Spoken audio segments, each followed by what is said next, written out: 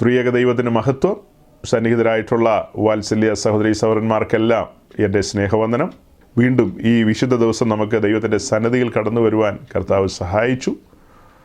കഴിഞ്ഞ ആഴ്ചയിൽ നമ്മൾ കൂടി വന്നപ്പോൾ നമ്മൾ തുടക്ക സമയത്ത് സംസാരിച്ചു പോയ കാര്യം, നമ്മുടെ ഭാരതത്തിൻ്റെ പ്രിയങ്കരിയായ ജെമിമ റോഡ്രിഗ്സ്, ആ വാത്സല്യ പൈതൽ, അവൾ ഇന്ത്യൻ ക്രിക്കറ്റ് ടീമിൽ അംഗമായിരുന്നു. അങ്ങനെ ഇന്ത്യൻ ടീം അവരുടെ ഉത്സാഹത്തിൽ കളിച്ച് ജയിച്ച് വേൾഡ് കപ്പ് കരസ്ഥമാക്കി. അങ്ങനെ രാജ്യം മുഴുവനും അവരെ അനുമോദിച്ചുകൊണ്ടിരിക്കുന്ന സമയമാണ്. നമ്മൾ കഴിഞ്ഞ ആഴ്ച ഒരുമിച്ച് കൂടിയ ആ സമയത്ത്, തുടക്ക സമയത്ത് ഈ കാര്യങ്ങൾ ജസ്റ്റ് ഒന്ന് പരാമർശിച്ചു പോയി. ആ സമയത്ത് അതിൻ്റെ ഫൈനൽ വന്നിരുന്നില്ല. നമ്മൾ സംസാരിച്ചത് അതിന് മുൻപുള്ള സെമി ഫൈനലുമായി ബന്ധപ്പെട്ട് വിശേഷപ്പെട്ട ഒരു ജയം ഇന്ത്യ ഓസ്ട്രേലിയയുടെ മേൽ നേടി. അങ്ങനെ ആ ജയത്തോടുള്ള ബന്ധത്തിലായിരുന്നു ഈ വാത്സല്യ സഹോദരി. അവൾ സെഞ്ചുറി അടിച്ചു. അതുകൊണ്ട് രാജ്യം മുഴുവനും അവളെ അനുമോദിച്ചു. അപ്പം നമ്മളെല്ലാം ആ കൂട്ടത്തിൽ അവളെ അനുമോദിക്കാനായിട്ട് ഉത്സാഹിച്ചു. കാരണം നമ്മുടെ രാജ്യത്തിന് വേണ്ടി ട്രൈക്കളർ അണിഞ്ഞ ഒരു പെൺകുട്ടി അവൾ ഉത്സാഹിച്ചു. അവൾ മാത്രമല്ല, 11 പേരും അതിന് ഉത്സാഹിച്ചു എന്നൊക്കെ നമ്മൾ പറഞ്ഞു. നമ്മളത് തുടക്കത്തിൽ പറയാനുണ്ടായ സാഹചര്യം, നെക്സ്റ്റ് ഡേ മുതൽ നമ്മുടെ പെന്തക്കോസ്ത് സമൂഹത്തിലുള്ള പാസ്റ്റേഴ്സ് ആകട്ടെ, സോഷ്യൽ മീഡിയയിൽ പ്രസിദ്ധരാകട്ടെ, അവരെല്ലാം ഈ കാര്യം പറഞ്ഞുകൊണ്ട് പല വീഡിയോസും അതുപോലെ കുറിപ്പുകളും ഒക്കെ പോസ്റ്റ് ചെയ്തു. അതൊക്കെ വളരെ വൈറലായിട്ട് ഇങ്ങനെ സമൂഹത്തിൽ ഇങ്ങനെ കറങ്ങി നടന്നു. പലവിധമായ പ്രതികരണങ്ങളോ അതിനോടുള്ള ബന്ധത്തിൽ പല കോണുകളിൽ നിന്ന് കടന്നു വന്നു. അതായത് മറ്റ് റിലീജിയനിൽപ്പെട്ട ആളുകളും മറ്റ് മേഖലകളിലൊക്കെയുള്ള ആളുകൾ അനുകൂലിച്ചും പ്രതികൂലിച്ചും ഒക്കെ പലതും ഒക്കെ പറയുന്നത് കേൾക്കാനിടയായി. ആ സമയത്ത് നമ്മൾ കണ്ടെത്തിയ ഒരു കാര്യമെന്ന് പറയുന്നത്, ഇതൊരു ടീം വർക്കായിരുന്നു. 11 പേരുടെ കളിയാണ്. ആ 11 പേരും അവരുടേതായ കോൺട്രിബ്യൂഷൻ കൊടുത്തിട്ടുണ്ട്. വിശേഷിച്ച് അന്നത്തെ ദിവസത്തെ കളിയിൽ ഒരു സന്നിഗ്ധാവസ്ഥ വന്നപ്പോൾ ഈ പറയപ്പെട്ട പെൺകുട്ടി അവിടെ അവളുടെ മികവും കഴിവുമൊക്കെ തെളിയിക്കുകയായിരുന്നു. അതിൽ ഉത്സാഹിച്ചു. അങ്ങനെ അവൾ സെഞ്ചുറിയൊക്കെ അടിച്ചു. ഇന്ത്യ എന്ന് പറയുന്ന രാജ്യം സെമി ഫൈനലിലേക്ക് കടന്നു. നമ്മൾ അതിനെ അങ്ങനെ മൊത്തത്തിലാണ് പ്രകീർത്തിച്ചത്. അവൾക്ക് നമ്മൾ അനുമോദനം കൊടുത്തു. ബാക്കി 10 പേരെയും നമ്മൾ അനുമോദിക്കാനായിട്ട് മറന്നില്ല. അതാണ് മറ്റുള്ളവരിൽ നിന്ന് നമ്മൾ വ്യത്യസ്തമായി ചെയ്ത കാര്യം. അങ്ങനെയൊക്കെ പല കാര്യങ്ങളും നമ്മൾ പറഞ്ഞു. കൂട്ടത്തിൽ പ്രാർത്ഥനയുടെ കാര്യം പറഞ്ഞു. പുറപ്പാട് ദിവസം 13:14 വെച്ചിട്ട് ആ പെൺകുട്ടി സമ്മാനദാനം നടക്കുന്ന സമയത്ത് ചില വാക്കുകളൊക്കെ പറഞ്ഞല്ലോ. അതൊക്കെ സോഷ്യൽ മീഡിയ പല രീതിയിലാണ് എടുത്തത്. അതുപോലെ അവൾ താങ്ക് യു ജീസസ് എന്ന് പറഞ്ഞു. അതിനൊരു BJPയുടെ ഒരു ലീഡർ, ഒരു ലേഡി, അവരതിനെ പരിഹസിച്ചുകൊണ്ട് സംസാരിക്കുന്ന ചില കാര്യങ്ങളൊക്കെ കണ്ടു. അപ്പോൾ ഇതൊക്കെ ചേർത്ത് വെച്ച് നമ്മൾ സംസാരിച്ചായിരുന്നു. ആ വാക്യത്തിൻ്റെ പൊരുൾ അതെങ്ങനെയാണ് കൈകാര്യം ചെയ്യേണ്ടത് എന്നൊക്കെ പറഞ്ഞ് നമ്മൾ മുൻപോട്ട് പോയി. ആ മെസ്സേജ് നമ്മൾ യൂട്യൂബിൽ അപ്ലോഡ് ചെയ്തു. നമ്മൾ യൂട്യൂബിലൊക്കെ അത് അപ്ലോഡ് ചെയ്തപ്പോൾ പലരും കാണുമെന്നാണ് നമ്മൾ ധരിച്ചത്. 1000 പേർക്കടുത്ത് കണ്ടോ എന്ന് എനിക്ക് സംശയമാണ്. എന്നാൽ മറ്റൊരു ദൈവദാസൻ നമ്മുടെ ഈ മെസ്സേജ് അദ്ദേഹം ഡൗൺലോഡ് ചെയ്തെടുത്ത് തൻ്റെ ഫേസ്ബുക്ക് പേജിൽ കൊണ്ടുപോയി അദ്ദേഹം ഇത് പോസ്റ്റ് ചെയ്തു. അവിടെ 6,000-7,000 പേർക്ക് മുകളിലാണ് കണ്ടത്.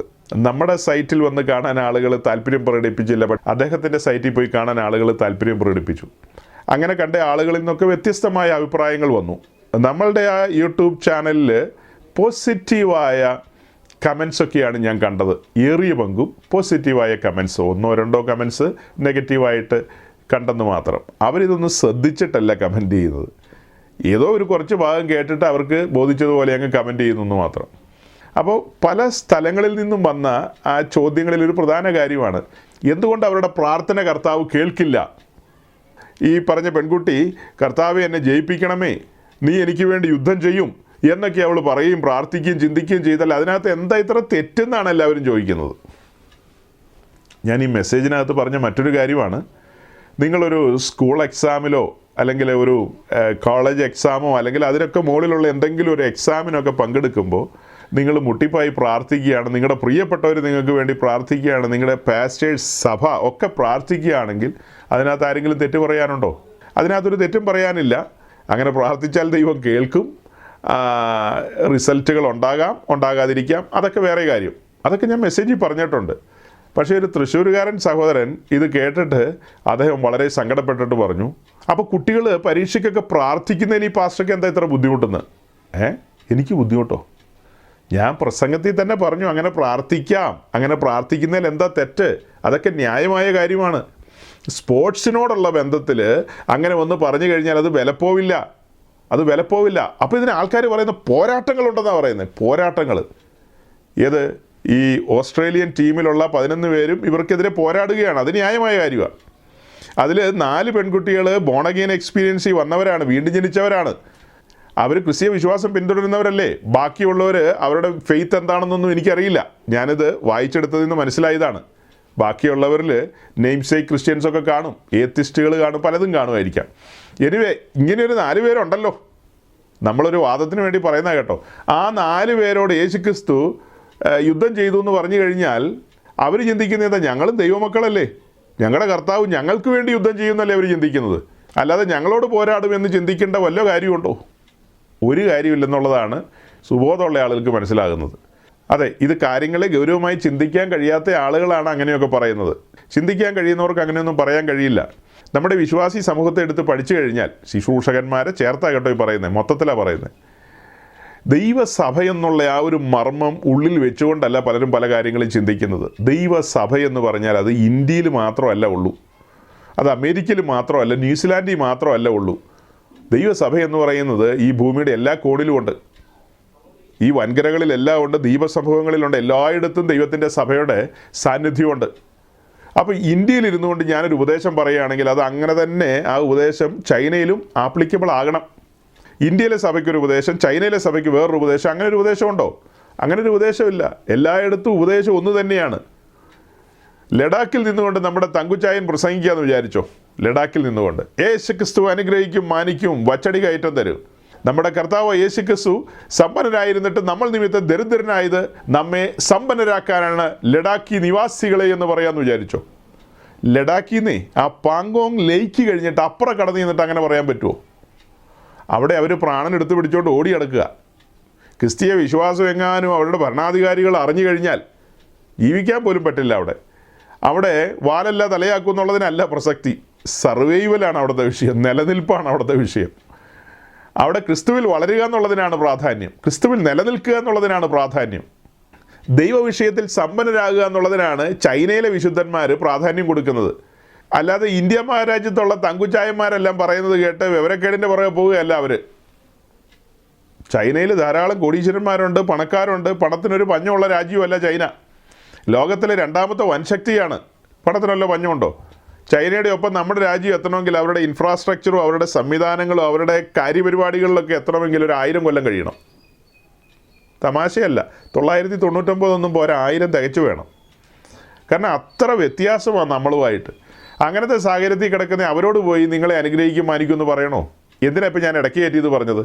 അതായത് ഇത്രയേ ഉള്ളൂ, കോൺടെസ്റ്റ് മനസ്സിലാക്കാതെയാണ് ആളുകൾ പ്രസംഗിക്കുകയും പഠിപ്പിക്കുകയും വ്യാഖ്യാനിക്കുകയും ഒക്കെ ചെയ്യുന്നത്. എല്ലാ കാര്യത്തിനും അതിൻ്റേതായൊരു കോൺടെസ്റ്റ് ഉണ്ട്. ആ കോൺടെസ്റ്റിൽ വേണം നമ്മൾ നിൽക്കാനായിട്ട്. അത് മറികടന്ന് നമ്മൾ പോയാൽ ശരിയായ ഉത്തരത്തിൽ നമ്മൾ എത്തിച്ചേരില്ല. നമ്മൾ എവിടെയെങ്കിലുമൊക്കെ എത്തിച്ചേരുമെന്ന് മാത്രമേ ഉള്ളൂ. അപ്പോൾ ഞാൻ പറഞ്ഞു വരുന്നത്, നമ്മൾ ഈ വാത്സല്യ സഹോദരിയെ പ്രകീർത്തിച്ചുകൊണ്ട് തന്നെയാണ് നമ്മുടെ ആ മെസ്സേജ് മുൻപോട്ട് കൊണ്ടുപോയത്. നമ്മളവിടെ ചൂണ്ടിക്കാണിച്ചത് അതിനോടനുബന്ധിച്ച് ഈ പെന്തക്കോസ്ത് പാസ്റ്റേഴ്സും അതുപോലെ തന്നെയുള്ള സോഷ്യൽ മീഡിയ കൈകാര്യം ചെയ്യുന്നവരുമായിട്ടുള്ള ഒത്തിരി പേരുണ്ട്. അവരൊക്കെ ഈ കാര്യത്തെക്കുറിച്ച് പറഞ്ഞതും അവരുടെ വീക്ഷണത്തെയാണ് നമ്മൾ ചെറിയ തോതിൽ ചോദ്യം ചെയ്തത്. ചെറിയ തോതിൽ, വലിയ രീതിയിലൊന്നും അല്ല, ചെറിയ രീതിയിൽ. വലിയ രീതിയിൽ ചോദ്യം ചെയ്ത് അവർ നമ്മളെ ഭൂമി മലയാളത്തിൽ വെച്ചേക്കില്ല. ഇപ്പോൾ തന്നെ ഇത്രയും പറഞ്ഞപ്പോൾ തന്നെ ചില ആൾക്കാർ മീശ വിരിച്ചു കഴിഞ്ഞു. അപ്പോൾ വല്ലതും കടുപ്പിച്ച് പറഞ്ഞാലോ? ഞാൻ നമ്മുടെ ഇതിനകത്ത് ശ്രദ്ധിച്ചപ്പോൾ ഒത്തിരി സഹോദരന്മാർ എഴുതിയിരിക്കുന്ന കമൻറ്റുകൾ വായിച്ചപ്പോൾ പെന്തക്കോസ്റ്റുമായി ബന്ധപ്പെട്ടൊരു ആശയ്ക്ക് വകയുണ്ടെന്ന് എനിക്ക് തോന്നി.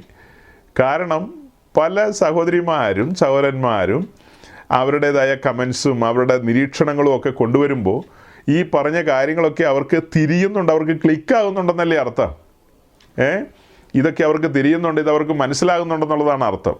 അത് ഒരു ശുശ്രൂഷകൻ എന്ന നിലയിൽ എനിക്കൊരു പ്രോത്സാഹനമാണ്, എന്ന് വെച്ചാൽ ഒരു ആശ്വാസമാണ്. പ്രോത്സാഹനം എന്നൊക്കെ ഞാൻ ഉദ്ദേശിച്ചത് ഈ സമൂഹത്തിൽ ഇന്നും ചിന്തിക്കുന്ന മനുഷ്യർ, അതായത് ശരിയായ പാതയിൽ പോകുന്ന ആളുകൾ ഉണ്ടെന്നുള്ളത് സത്യമാണ്. എന്നാലും നമുക്ക് കാണാൻ കഴിയുന്നുണ്ടല്ലോ. അങ്ങനെയുള്ള ആളുകൾ അവിടെ ഇവിടങ്ങളിലൊക്കെ കാണുമായിരിക്കാം, പക്ഷെ നമ്മുടെ കൺമുമ്പിൽ അവർ വരികയാണ്. അങ്ങനെയുള്ളവരെ നമുക്ക് കാണാനും അവരുടെ സ്വരം നമുക്ക് കേൾക്കാനും ഒക്കെ കഴിയുമ്പോൾ അതൊരാശ്വാസമാണ്. ഇതിനോടനുബന്ധിച്ച് പിന്നീട് മറ്റ് ചില ആളുകളൊക്കെ പറയുന്നത് കേട്ടത്, അതായത് നമ്മുടെ മെസ്സേജിനകത്ത് പറഞ്ഞു ഈ പെൺകുട്ടി അവളുടെ പിതാവൊക്കെ ഉൾപ്പെട്ട് നിൽക്കുന്ന ഒരു ന്യൂജൻ പെൻഡിക്കോസ്റ്റ് സമൂഹത്തിലാണ്. പട്ടിയുടെ കൂടെ ഇരുന്ന് കർത്തൃമേശയൊക്കെ എടുക്കുന്ന ശ്രീമാൻ ബെല്ലാരി ഉപദേശിയാണ് അവർക്ക് ഏറ്റവും പ്രിയങ്കരനായിട്ടുള്ളവർ. അവരുമായിട്ടുള്ള ആ കണക്ഷൻസ്, അതിൻ്റെ ലിങ്കുകൾ, അതിൻ്റെ എല്ലാ ചാനലുകളും കാര്യങ്ങളും ഒക്കെ നമ്മൾ മൊത്തത്തിൽ അങ്ങനെ എടുത്ത് നോക്കുമ്പോൾ അതെല്ലാം ഒരു ഫ്രെയിമിൽ കൊണ്ടുവന്നാൽ പലതും കാണാൻ പറ്റും. അതൊക്കെ കാണുമ്പോൾ നമ്മൾ കഴിഞ്ഞ നാളുകളിൽ ചിന്തിക്കുകയും പറയുകയും പഠിപ്പിക്കുകയും ചെയ്ത കാര്യങ്ങളുമായിട്ട് ഒരു ബന്ധവുമില്ല. അവരുടെ ആ ഒരു മുന്നോട്ടുള്ള പോക്ക് നമുക്ക് മനസ്സിലായി. നമുക്ക് അവർ പോകുന്ന വഴിയെ ചോദ്യം ചെയ്യാനൊന്നും നമുക്ക് താല്പര്യമില്ല, അവരങ്ങനെ പോട്ടെ. പക്ഷേ നമ്മൾ എന്തുകൊണ്ടാണ് നമ്മുടെ മെസ്സേജിൽ ചില കാര്യങ്ങളൊക്കെ സൂചിപ്പിച്ചത്? നമ്മൾ ഉൾപ്പെട്ട് നിൽക്കുന്ന കൊച്ചു സമൂഹം അല്ലേ, നമ്മൾ ഉൾപ്പെട്ട് നിൽക്കുന്ന ആ കൊച്ചു സമൂഹം, അതുമായി ബന്ധപ്പെട്ട് പിന്നീട് മെസ്സേജുകളൊക്കെ കേൾക്കുന്ന ആളുകൾ, അത്തരം ആളുകളെയെല്ലാം നമുക്ക് ഉറപ്പിച്ചു നിർത്തേണ്ടതായ കാര്യമുണ്ട്. നമ്മൾ ഈ ലോകത്തിൽ എന്തെങ്കിലും കാര്യങ്ങളിലൊന്നും പുകഴുന്നവരോ അത് കേൾക്കുമ്പോഴത്തേക്കും മതിമറക്കുന്നവരോ അങ്ങനെയൊന്നും ഉള്ളവരല്ല. നമ്മളെ സംബന്ധിച്ച് നമ്മുടെ പേര് ജീവപുസ്തകത്തിൽ എഴുതി എന്ന കാരണത്താൽ ആനന്ദിക്കുന്നവരാണ്. നമ്മൾ എന്ന് സന്തോഷിക്കുന്ന സെഞ്ചുറി അടിച്ചതുകൊണ്ടല്ല, നമ്മൾ എന്ന് സന്തോഷിക്കുന്നത് ഇന്ത്യ വേൾഡ് കപ്പ് നേടിയതുകൊണ്ടൊന്നുമല്ല. നമ്മൾ രക്ഷയുടെ പാനപാത്രം ഉയർത്തിക്കൊണ്ട് അനുദിനം ദൈവസന്നിധിയിൽ ആനന്ദിക്കുകയാണ്. വേൾഡ് കപ്പ് കിട്ടിയതുകൊണ്ടല്ല ആനന്ദിക്കുന്നത്, അല്ലാതെ തന്നെ ദൈവമക്കളെ സംബന്ധിച്ച് അവർ ആനന്ദ ജീവിതത്തിലാണ്. ഇതൊക്കെ നൈമിഷികമാണ്, അതൊക്കെ വരികയും പോവുകയും ചെയ്യും. വേൾഡ് കപ്പുമായിട്ട് നമുക്ക് യേശുക്രിസ്തുവിൻ്റെ സിംഹാസനത്തിന് മുമ്പാകെ ചെല്ലാൻ കഴിയില്ല. നമ്മൾ എത്ര സെഞ്ചുറി അടിച്ചു എന്നുള്ള ആ സെഞ്ചുറിയുടെ ലിസ്റ്റുമായിട്ട് ഗബ്രിയേലിൻ്റെയും മീകായലിൻ്റെയും മുമ്പിൽ ചെല്ലാൻ കഴിയില്ല. അത് സെഞ്ചുറി അടിച്ച കാര്യത്തിൽ മാത്രമല്ല, നിങ്ങളിവിടെ എത്ര വലിയ പരീക്ഷ എഴുതി നിങ്ങൾ കളക്ടറായോ എഞ്ചിനീയറായോ വക്കീലായോ നിങ്ങൾ ആരായോ ഈ സർട്ടിഫിക്കറ്റൊന്നുമായിട്ട് അങ്ങോട്ട് വരികയേ വേണ്ട. അതിനൊന്നും അവിടെ ഒരു വാലിഡിറ്റി ഇല്ല, അതിനൊന്നും കടലാസിൻ്റെ വില പോലും അവിടെ ഇല്ല. അതിനൊക്കെ ഈ രാജ്യത്ത് നല്ല വിലയാണ് കേട്ടോ, നല്ല വിലയാണ്. ഉത്സാഹിച്ച് പഠിച്ചോണം, നല്ല വിലയുണ്ട് അതിനൊക്കെ. അവിടേക്ക് വരുമ്പോൾ ക്രിസ്തുവിൻ്റെ ന്യായാസനത്തിന് മുമ്പാകെ നമ്മുടെ ജീവിതം എന്ന് പറയുന്ന ഫയല് തുറക്കും. ഗബ്രിയേൽ തുറക്കും, അതെല്ലാം തുറക്കും, 1 by 1 ആയിട്ട് തുറക്കും. അത് ഈ ഫയൽ എന്നൊക്കെ പറയുന്ന പോലെ കേട്ടിട്ടില്ലേ, ഈ ഫയൽ എന്നൊക്കെ പറയും. അതങ്ങനെ സ്ക്രീനിൽ തെളിഞ്ഞു വരും. ജീവിതം ക്രിസ്തുവിനെ രക്ഷിതാവും കർത്താവുമായി സ്വീകരിച്ച ആ സെക്കൻഡ് മുതലുള്ള നമ്മുടെ ലൈഫ് അവിടെ അനാവൃതമാകും. അന്ന് മുതൽ നമ്മുടെ മരണം വരെ, അല്ലെ കാഹളമാണെങ്കിൽ കാഹളം വരെ, അവിടം വരെയുള്ള നമ്മുടെ ലൈഫ്, നമ്മുടെ ചിന്തകൾ വരെ അവിടെ വരും. ECG ഒക്കെ കണ്ടിട്ടില്ലേ, ECG ഒക്കെ ഇങ്ങനെ പോകുന്നത് നഴ്സുമാർക്കും ഡോക്ടർമാർക്കും അറിയാം. സംഭവം പണിയായി, അവർക്ക് മനസ്സിലാവും. പക്ഷെ ഞങ്ങൾ സാധാരണക്കാരത് നോക്കിക്കഴിഞ്ഞാൽ മനസ്സിലാവും, ഞങ്ങൾക്കൊന്നും മനസ്സിലാവില്ല. വരയും കുറിയും ഇങ്ങനെ പോയിക്കൊണ്ടിരിക്കുന്നു, അത്രയേ ഉള്ളൂ.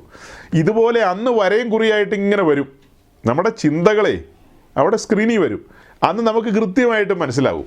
നമുക്ക് മാത്രമല്ല, അത് കണ്ടിരിക്കുന്നവർ ആരെല്ലാം ഉണ്ടോ അവർക്കെല്ലാം മനസ്സിലാവും. വളരെ കൃത്യമായിട്ട് കാര്യങ്ങൾ അവിടെ വെളിപ്പെടുത്തും. അതിനനുസരിച്ചാണ് പ്രതിഫലങ്ങളെ വിധിക്കാൻ പോകുന്നത്. അങ്ങനെയല്ലേ 2 കൊരിന്ത്യർ ലേഖനം 5:10 പറയുന്നത്? ഓരോരുത്തൻ ശരീരത്തിലിരിക്കുമ്പോൾ അവൻ ചിന്തിച്ചു കൂട്ടിയതും പ്രവർത്തിച്ചതും നടന്നതും ഇടപാടുകളും എല്ലാ കാര്യങ്ങളുമായിട്ട് അവൻ സിംഹാസനത്തിന് മുമ്പാകെ വരുന്നു. അതിന് തക്കവണ്ണം അവർക്ക് പ്രതിഫലങ്ങളെ കൊടുക്കും. ക്രിസ്തുവിൻ്റെ ന്യായാസനത്തിന് മുമ്പാകെ 100 സെഞ്ചുറി അടിച്ചു സച്ചിൻ തെണ്ടുൽക്കർ. പുള്ളിക്ക് അങ്ങോട്ട് വരാൻ പോലും പറ്റുമെന്ന് എനിക്കറിയില്ല. സച്ചിൻ തെണ്ടുൽക്കർക്ക് 100 സെഞ്ചുറി ഉണ്ട്, സജി പാസ്റ്റർക്ക് 1 സെഞ്ചുറി പോലുമില്ല. പക്ഷേ സെഞ്ചുറി ഒന്നും ഇല്ലാത്ത സജി പാസ്റ്റർ യേശുവിനെ സ്വന്തം രക്ഷിതാവും കർത്താവുമായി സ്വീകരിച്ചവനാണ്. അതിൽ പ്രാഗൽഭ്യമുണ്ട്. ഒരു നാൾ അവൻ്റെ മുമ്പിൽ നിൽക്കാമെന്നുള്ള ഒറ്റ ചിന്തയിലാണ് ജീവിക്കുന്നത്. വേറെ ഈ ലോകത്തിലെ ഒരു കാര്യത്തിലേക്കും ശ്രദ്ധ തിരിക്കുന്നില്ല. ജഡമോഹം, കൺമോഹം, ജീവനത്തിൻ്റെ പ്രതാപം, ഇതൊന്നും ഇവിടെ വിഷയമല്ല, അതൊന്നും വേണ്ട. ഒറ്റ ലക്ഷ്യത്തിലേക്ക് പോയിക്കൊണ്ടിരിക്കുകയാണ്. ചെവി വട്ടം പിടിച്ചാൽ നിൽക്കുന്നത്, അതായത് കാത് കൂർപ്പിച്ചാൽ നിൽക്കുന്നത്. കാഹളം എപ്പോൾ ധ്വനിക്കുമെന്ന് ഓർത്ത്. 100 സെഞ്ചുറി അടിച്ച് സച്ചിൻ തെണ്ടുൽക്കർ അങ്ങനെയൊന്നും നിൽക്കുന്നുണ്ടെന്ന് എനിക്ക് തോന്നുന്നില്ല. അതായത് കേട്ടിട്ട് പോലും ഉണ്ടാകില്ല. ആർക്കറിയാം കേട്ടിട്ടുണ്ടോ ഇല്ലയോ എന്നൊക്കെ. അപ്പം നമ്മെ സംബന്ധിച്ച് നമ്മൾ ഇതിനെല്ലാമാണ് പ്രാധാന്യം കൊടുക്കുന്നത്. ആത്മീയ വിഷയങ്ങൾക്ക് മുന്തിയ പരിഗണന കൊടുക്കുന്നൊരു സമൂഹമാണ് നമ്മൾ. അപ്പോൾ അതിന് അത്രയും സീരിയസ്നെസ് കൊടുക്കാതെ ലോകവും ഇതും എല്ലാമായിട്ട് മിക്സ് ചെയ്ത് പോകുന്ന സമൂഹമാണ് ഈ ന്യൂ ജനറേഷൻ ഗ്രൂപ്പുകളെല്ലാം. ഓക്കെ, അവരങ്ങനെ മൂവ് ചെയ്യട്ടെ, നമ്മളവിടെ ഇടംകോലിടാനൊന്നും ചെല്ലുന്നില്ല. പിന്നെ എന്തിനാ ഇങ്ങനെ പ്രസംഗിക്കുന്നതെന്ന് ചോദിച്ചാൽ, പുതിയ നിയമ സഭയിലെ ഒരു ശുശ്രൂഷകൻ എന്നുള്ള നിലയിൽ ചില ഉത്തരവാദിത്തങ്ങളില്ലേ? ആ ഉത്തരവാദിത്തങ്ങളാണ് നമ്മൾ പറയുന്നത്. ആ ഉത്തരവാദിത്തങ്ങൾ നമ്മുടെ വിശുദ്ധന്മാരുമായിട്ട്, നമ്മുടെ പ്രിയപ്പെട്ടവരുമായിട്ട് നമ്മൾ പങ്കുവെക്കലാണ് കഴിഞ്ഞ ആഴ്ച നടത്തിയത്. അതിൻ്റെ തുടർച്ച തന്നെയാണ് ഇന്നും പറയുന്നത്. ഇതിനിടയിൽ ഒരാൾ പറയായിരുന്നു, മിസ്റ്റർ റോഡ്രിഗ്സ്, താങ്കൾക്ക് യേശുക്രിസ്തുവിനെ ഇത്രയും ലക്ഷങ്ങളുടെ മുമ്പിൽ ഉയർത്താൻ കഴിഞ്ഞില്ല.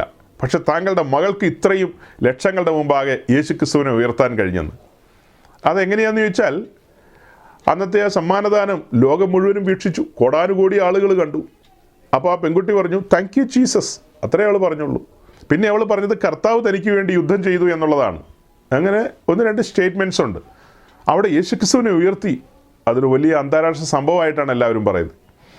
ഇതിനേക്കാളും കോടാനുകോടി ആളുകൾ കണ്ട ഒരു വേദിയിൽ ബ്രസീലിയൻ ഫുട്ബോളർ നെയ്മർ ജൂനിയർ, അദ്ദേഹം ഒരു റിബണൊക്കെ തലയിൽ കെട്ടി, 100% ജീസസ് എന്നൊക്കെ പറഞ്ഞാണ് ഒരു റിബണൊക്കെ കെട്ടി. അപ്പോൾ അതൊരു വലിയ സംഭവമായിരുന്നു. ആളുകളെല്ലാം അത് പ്രചരിപ്പിക്കുകയാണ്, യേശുവിനെ സാക്ഷീകരിക്കുന്ന ഫുട്ബോളർ. പക്ഷേ അത് കഴിഞ്ഞിട്ട് പിന്നീട് പുള്ളി ചില അഭീത ബന്ധങ്ങളിലൊക്കെ ഏർപ്പെട്ട കാര്യങ്ങളും, പിന്നെ 2 ആഴ്ച കഴിഞ്ഞപ്പോൾ അദ്ദേഹത്തിൻ്റെ ഫ്രണ്ടുമായിട്ട് അദ്ദേഹത്തിൻ്റെ അമ്മ ഡേറ്റിങ്ങിലായി എന്നുള്ള കാര്യങ്ങളൊക്കെയാണ് ന്യൂസിൽ വന്നത്. 100% ജീസസ്. എന്തൊക്കെയാണ് വന്നത് ന്യൂസ്? ഈ പറയപ്പെടുന്ന അദ്ദേഹത്തിൻ്റെ അമ്മ, അദ്ദേഹത്തിൻ്റെ പ്രായത്തിലുള്ള അദ്ദേഹത്തിൻ്റെ ഒരു സ്നേഹിതനുമായിട്ട് അമ്മ ഡേറ്റിങ്ങിലായിന്ന്. ഫോറിനേഴ്സിൻ്റെ ഒരു ഇടപാടൊക്കെ ആട്ടോ അത്, ഒന്നും തോന്നരുത്. അവരങ്ങനത്തെ ആ ഒരു സെറ്റപ്പിലേക്ക് വന്നെന്ന്. അപ്പോൾ 100% ജീസസോ? ഈ ചങ്ങാതി ഇതുപോലെ ഏതോ ഒരു സ്ത്രീയുമായിട്ടുള്ള ബന്ധത്തിൽ എന്തോ ഗുലുമാലിലകപ്പെട്ടു. സൗരകളെ, ഇങ്ങനെ 100% ജീസസ് എന്ന് പറഞ്ഞ ആളുടെ ജീവിതവും മറ്റ് കാര്യങ്ങളും ഒക്കെ അടുത്ത ദിവസങ്ങളിൽ സംഭവിക്കുന്ന ഇങ്ങനെയാണെങ്കിൽ, അതുകൊണ്ട് യേശുക്രിസ്തുവിന് എന്ത് മഹത്വം എന്നാണ് നിങ്ങൾ പറയുന്നത്? യേശുക്രിസ്തുവിന് എന്ത് മഹത്വം എന്നായി പറയുന്നത്? അല്ല, എൻ്റെ ഒരു ചോദ്യം ഇത്രയേ ഉള്ളൂ. നമ്മുടെ കർത്താവ് ഇങ്ങനെ ആളുകളുടെ പുകഴ്ച കേൾക്കാൻ കൊതിച്ചിരിക്കുകയാണോ? കോടാനുകോടി ആളുകളുടെ നടുവിൽ താങ്ക് യു ജീസസ്, അല്ലെങ്കിൽ 100% ജീസസ് എന്നൊക്കെ ഒരു റിബൺ കെട്ടുകയോ ഒരു പ്ലക്കാർഡ് ഉയർത്തുകയോ അല്ലെങ്കിൽ അങ്ങനെയൊക്കെ ചെയ്യുമ്പോഴത്തേക്കും കോരിത്തിരിക്കുന്നവനാണോ നമ്മുടെ കർത്താവ്? നമ്മുടെ കർത്താവ് അങ്ങനെ ഒരു പാപ്പരാണോ? അങ്ങനെ വല്ലാത്തൊരവസ്ഥയിൽ അകപ്പെട്ടിരിക്കുകയാണോ? ഇന്ത്യ മഹാരാജ്യത്തും ലോകത്തിലുള്ള കോടാനുകോടി ജനങ്ങളുടെ ഇടയിലും തൻ്റെ പേരൊന്ന് കേൾപ്പിക്കണം. കർത്താവ് അങ്ങ് വീർപ്പ് വിട്ടിരിക്കുമ്പോഴാണ് ഇതാ ഒരു ഗോൾഡൻ ചാൻസ്, ഒരു സുവർണാവസരം. ശ്രീധരൻപിള്ള പറഞ്ഞതുപോലെ ഒരു സുവർണാവസരം വന്നിരിക്കുന്നു. വേൾഡ് കപ്പ് വരുന്നു, ഇവളെ കൊണ്ടൊരു സെഞ്ചുറി അടിപ്പിക്കാം. അത് കഴിയുമ്പോൾ ഇവൾ താങ്ക് യു ജീസസ് എന്ന് പറയും. അങ്ങനെ ലോകം എന്നെ അറിയും എന്നാണോ നമ്മുടെ കർത്താവ് ചിന്തിക്കുന്നത്? എന്ത് ബാലിശമായ ചിന്തകളാണ് ഈ ആളുകൾ ചിന്തിക്കുന്നത്. അങ്ങനെ ചിന്തിക്കാനുള്ള അവകാശം അവർക്കുണ്ട് കേട്ടോ. നിങ്ങൾ എന്നെ തെറ്റിദ്ധരിക്കരുത്. അവരുടെ അവകാശത്തെ ഞാൻ ചോദ്യം ചെയ്യുന്നു എന്ന നിലയിലേക്കൊന്നും നിങ്ങൾ വരരുത്. അതൊന്നും ഞാൻ ചോദ്യം ചെയ്യുന്നില്ല. അപ്പോൾ അങ്ങനെയൊക്കെ അവർക്ക് ചിന്തിക്കാനുള്ള അവകാശമുണ്ട്. ഇനി മറ്റു ചിലർ പറയുന്നത് പ്രവചനങ്ങളെല്ലാം ഒത്തുവന്നു. പ്രവചനങ്ങളെല്ലാം ഒത്തുവന്നു. പട്ടിയുടെ കൂടെ കർത്തൃമേശ എടുക്കുന്ന ഉപദേശി എന്ന തലയെ കൈവച്ച് പ്രവചിക്കുകയും പ്രാർത്ഥിക്കുകയും ചെയ്തപ്പോൾ അതിനനുസരിച്ച് തന്നെ ഇതാ സെഞ്ചുറി അടിച്ചിരിക്കുന്നു, വേൾഡ് കപ്പ് വന്നിരിക്കുന്നു. ഞാനോ നിങ്ങളോട് പറയുന്നു, ചില ആളുകൾ പറയുന്ന പ്രവചനങ്ങൾ ഒത്തുവന്നാലും അവനെ വിശ്വസിക്കരുത്. അത് ബൈബിളിൻ്റെ ഭാഷയാണ്. ആവർത്തന പുസ്തകമൊക്കെ പഠിക്കുമ്പോൾ നമുക്ക് മനസ്സിലാകും. അവർ പറയുന്ന കാര്യം ഒത്തുവന്നാൽ പോലും നമ്മെ ആത്മീയ വിഷയത്തിലേക്ക് നയിക്കുന്നില്ലെങ്കിൽ, അവരുടെ ശുശ്രൂഷകൾ കൊണ്ട്, അവരുടെ പ്രവചനങ്ങൾ കൊണ്ട് നമ്മെ ക്രിസ്തുവിലേക്ക് നയിക്കുന്നില്ലെങ്കിൽ, നമ്മെ ഉയരത്തിലേക്ക് ചിന്തിക്കാൻ പാകത്തിന്, ഉയരത്തിലേക്ക് ശ്രദ്ധിക്കാൻ പാകത്തിന് പ്രാപ്തരാക്കുന്നവരല്ലെങ്കിൽ അവരുടെ പ്രവചനങ്ങൾ കൊണ്ടൊന്നും ഒരു ഫലമില്ലെന്നുള്ളതാണ് നമ്മൾ പറയുന്നത്. നമ്മൾ അതിനെയൊന്നും ഗൗനിക്കുന്നില്ലെന്നേ. ഇപ്പം അവർ പറയാണ് ബീഹാർ ഇലക്ഷനിൽ ഇന്നതുപോലെ നടക്കും. 998 വോട്ടിന്, എത്രയോ 998 വോട്ടിന് തേജസ്വി യാദവ് ജയിക്കുമെന്ന് പറഞ്ഞാൽ ഇലക്ഷന് ഫലം എണ്ണിക്കഴിയുമ്പോൾ 999 അല്ല 98 തന്നെ ജയിച്ചാലും നിന്നെ ഞങ്ങൾ വിശ്വസിക്കുകയില്ല, അംഗീകരിക്കുകയില്ല. അതെന്നാ കറക്റ്റ് പ്രവചനമല്ലേ? അതുകൊണ്ടൊന്നും കാര്യമില്ലെന്നേ. ഞങ്ങൾ ആകെ മൊത്തം നോക്കും. താങ്കൾ വചനത്തിലാണോ നിൽക്കുന്നത്? നമ്മെ ക്രിസ്തുവിനോട് അടുപ്പിക്കുന്നവനാണോ? സഭയുടെ ഉപദേശങ്ങളും പ്രമാണങ്ങൾക്കും അനുസരിച്ച് ജീവിക്കുന്ന ഒരാളാണോ? താങ്കളിൽ ലോകമുണ്ടോ? ലോകത്തിൻ്റെ ഏജൻ്റാണോ? ഇതൊക്കെ നോക്കും. എങ്ങനെ അതൊക്കെ പറഞ്ഞെന്ന് ചോദിച്ചാൽ, സ്പിരിറ്റ് വേൾഡ് എന്താണെന്നൊക്കെ പഠിക്കണം, ആത്മലോകം എന്താണെന്ന് പഠിക്കണം. അപ്പോൾ ആ ആത്മലോകവുമായി ബന്ധപ്പെട്ട് കെട്ടുപണഞ്ഞ് കിടക്കുന്ന കാര്യങ്ങളാണ് അതൊക്കെ. അതിലേക്കൊന്നും ഞാൻ കടന്നു പോകുന്നില്ല. ഇതിനിടയിൽ നമ്മുടെ ഈ പറയപ്പെട്ട പെൺകുട്ടികളെല്ലാം കൂടെ നമ്മുടെ ഇന്ത്യയുടെ പ്രധാനമന്ത്രി ശ്രീമാൻ നരേന്ദ്രമോദി അവരുകളെ കാണാനായിട്ട് ചെന്നു.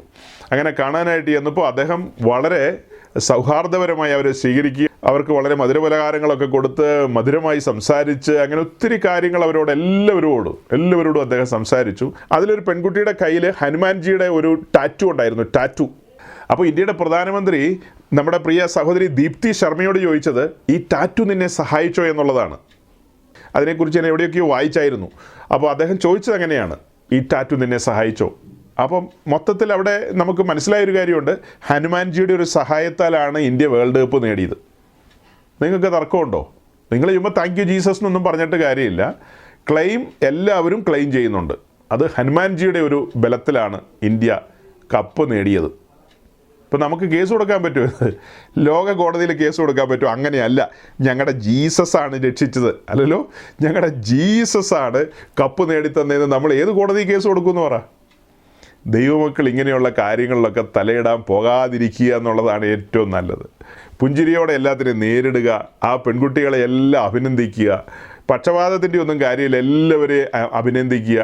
ഒരു പ്രത്യേക സാഹചര്യത്തിൽ അന്നത്തെ ആ കളിയിലെ മികവ് പുലർത്തിയ ഹീറോയിൻ എന്നുള്ള നിലയിൽ നമുക്ക് ജമീമയ്ക്ക് കൂടുതൽ ഒരു പ്രോത്സാഹനം കൊടുത്തേക്കാം, അതിനൊന്നും കുഴപ്പമില്ല. ഞാൻ അതിനകത്തൊന്നും ഒരു പിശുക്കും കാണിക്കുന്നില്ല. ജമീമ കീ ജയ്. അതുപോലെ ഇനി ആർക്കും സങ്കടം പറയാൻ ഇടവരരുത്, ഞാൻ ജമീമ കീ ജയ് വിളിച്ചിരിക്കുന്നു. ഞാൻ ജമീമയുടെ എതിരാളിയല്ല, ജമീമയ്ക്ക് വേണ്ടി വാദിക്കുകയാണ്. പക്ഷേ ഞാൻ ഈ പെന്തിക്കോസുകാരെ ഓർത്ത് സഹതപിക്കുകയും ചെയ്യുകയാണ്. അതിനിടയിൽ എനിക്ക് ജമീമയുമായി ബന്ധപ്പെട്ടൊരു വീഡിയോ നിങ്ങളെ കാണിക്കാനുണ്ട്. നിങ്ങൾ ജമീമ ചെയ്ത കാര്യങ്ങളെയൊക്കെ എടുത്തുയർത്തി പറയുന്ന ആളുകളാണല്ലോ. അപ്പോൾ നിങ്ങൾക്ക് ഞാനൊരു വീഡിയോ കാണിക്കുകയാണ്. ആ വീഡിയോയിലൂടെ ചില കാര്യങ്ങൾ, ആത്മീയ കാര്യങ്ങൾ എനിക്ക് പറയാനുണ്ട്.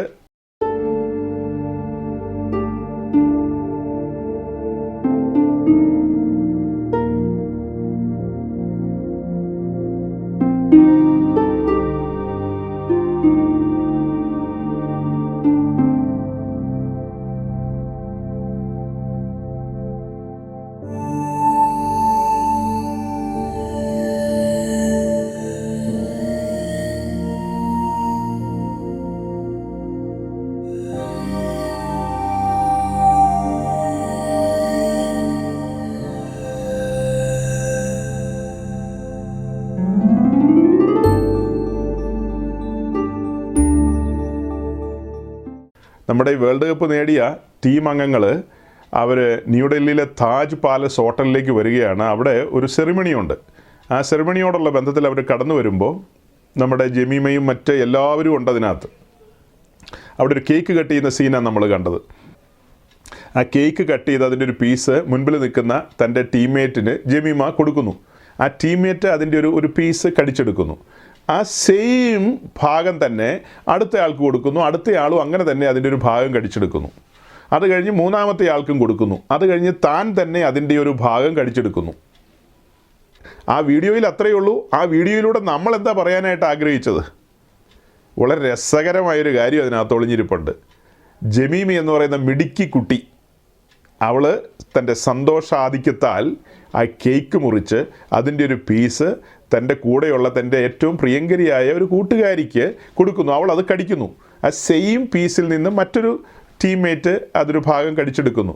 അത് കഴിഞ്ഞിട്ട് മറ്റൊരാൾക്ക് കൊടുക്കുന്നു. ഒടുക്കം താൻ അതിൻ്റെ ബാക്കി കഴിക്കുന്നു. അത് കഴിഞ്ഞിട്ട് വേറെ ആർക്കോ കൊടുക്കുന്നു.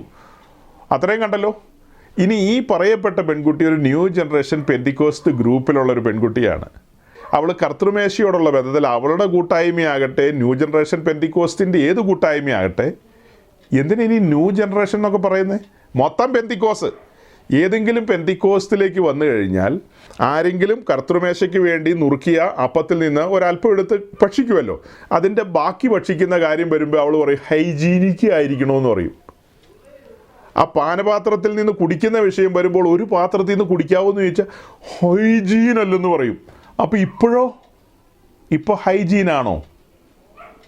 ഇനി അടുത്തൊരു വീഡിയോയും കൂടെ നിങ്ങളെ കാണിക്കുന്നത് കൊറോണ പീരീഡിൽ ഒരു പ്രസിദ്ധമായ ഒരു ഫുട്ബോൾ ടീം, ആ ഫുട്ബോൾ ടീമിലെ ഒരു കോച്ചിൻ്റെ ബർത്ത്ഡേ സെലിബ്രേഷൻ നടത്തുകയാണ്.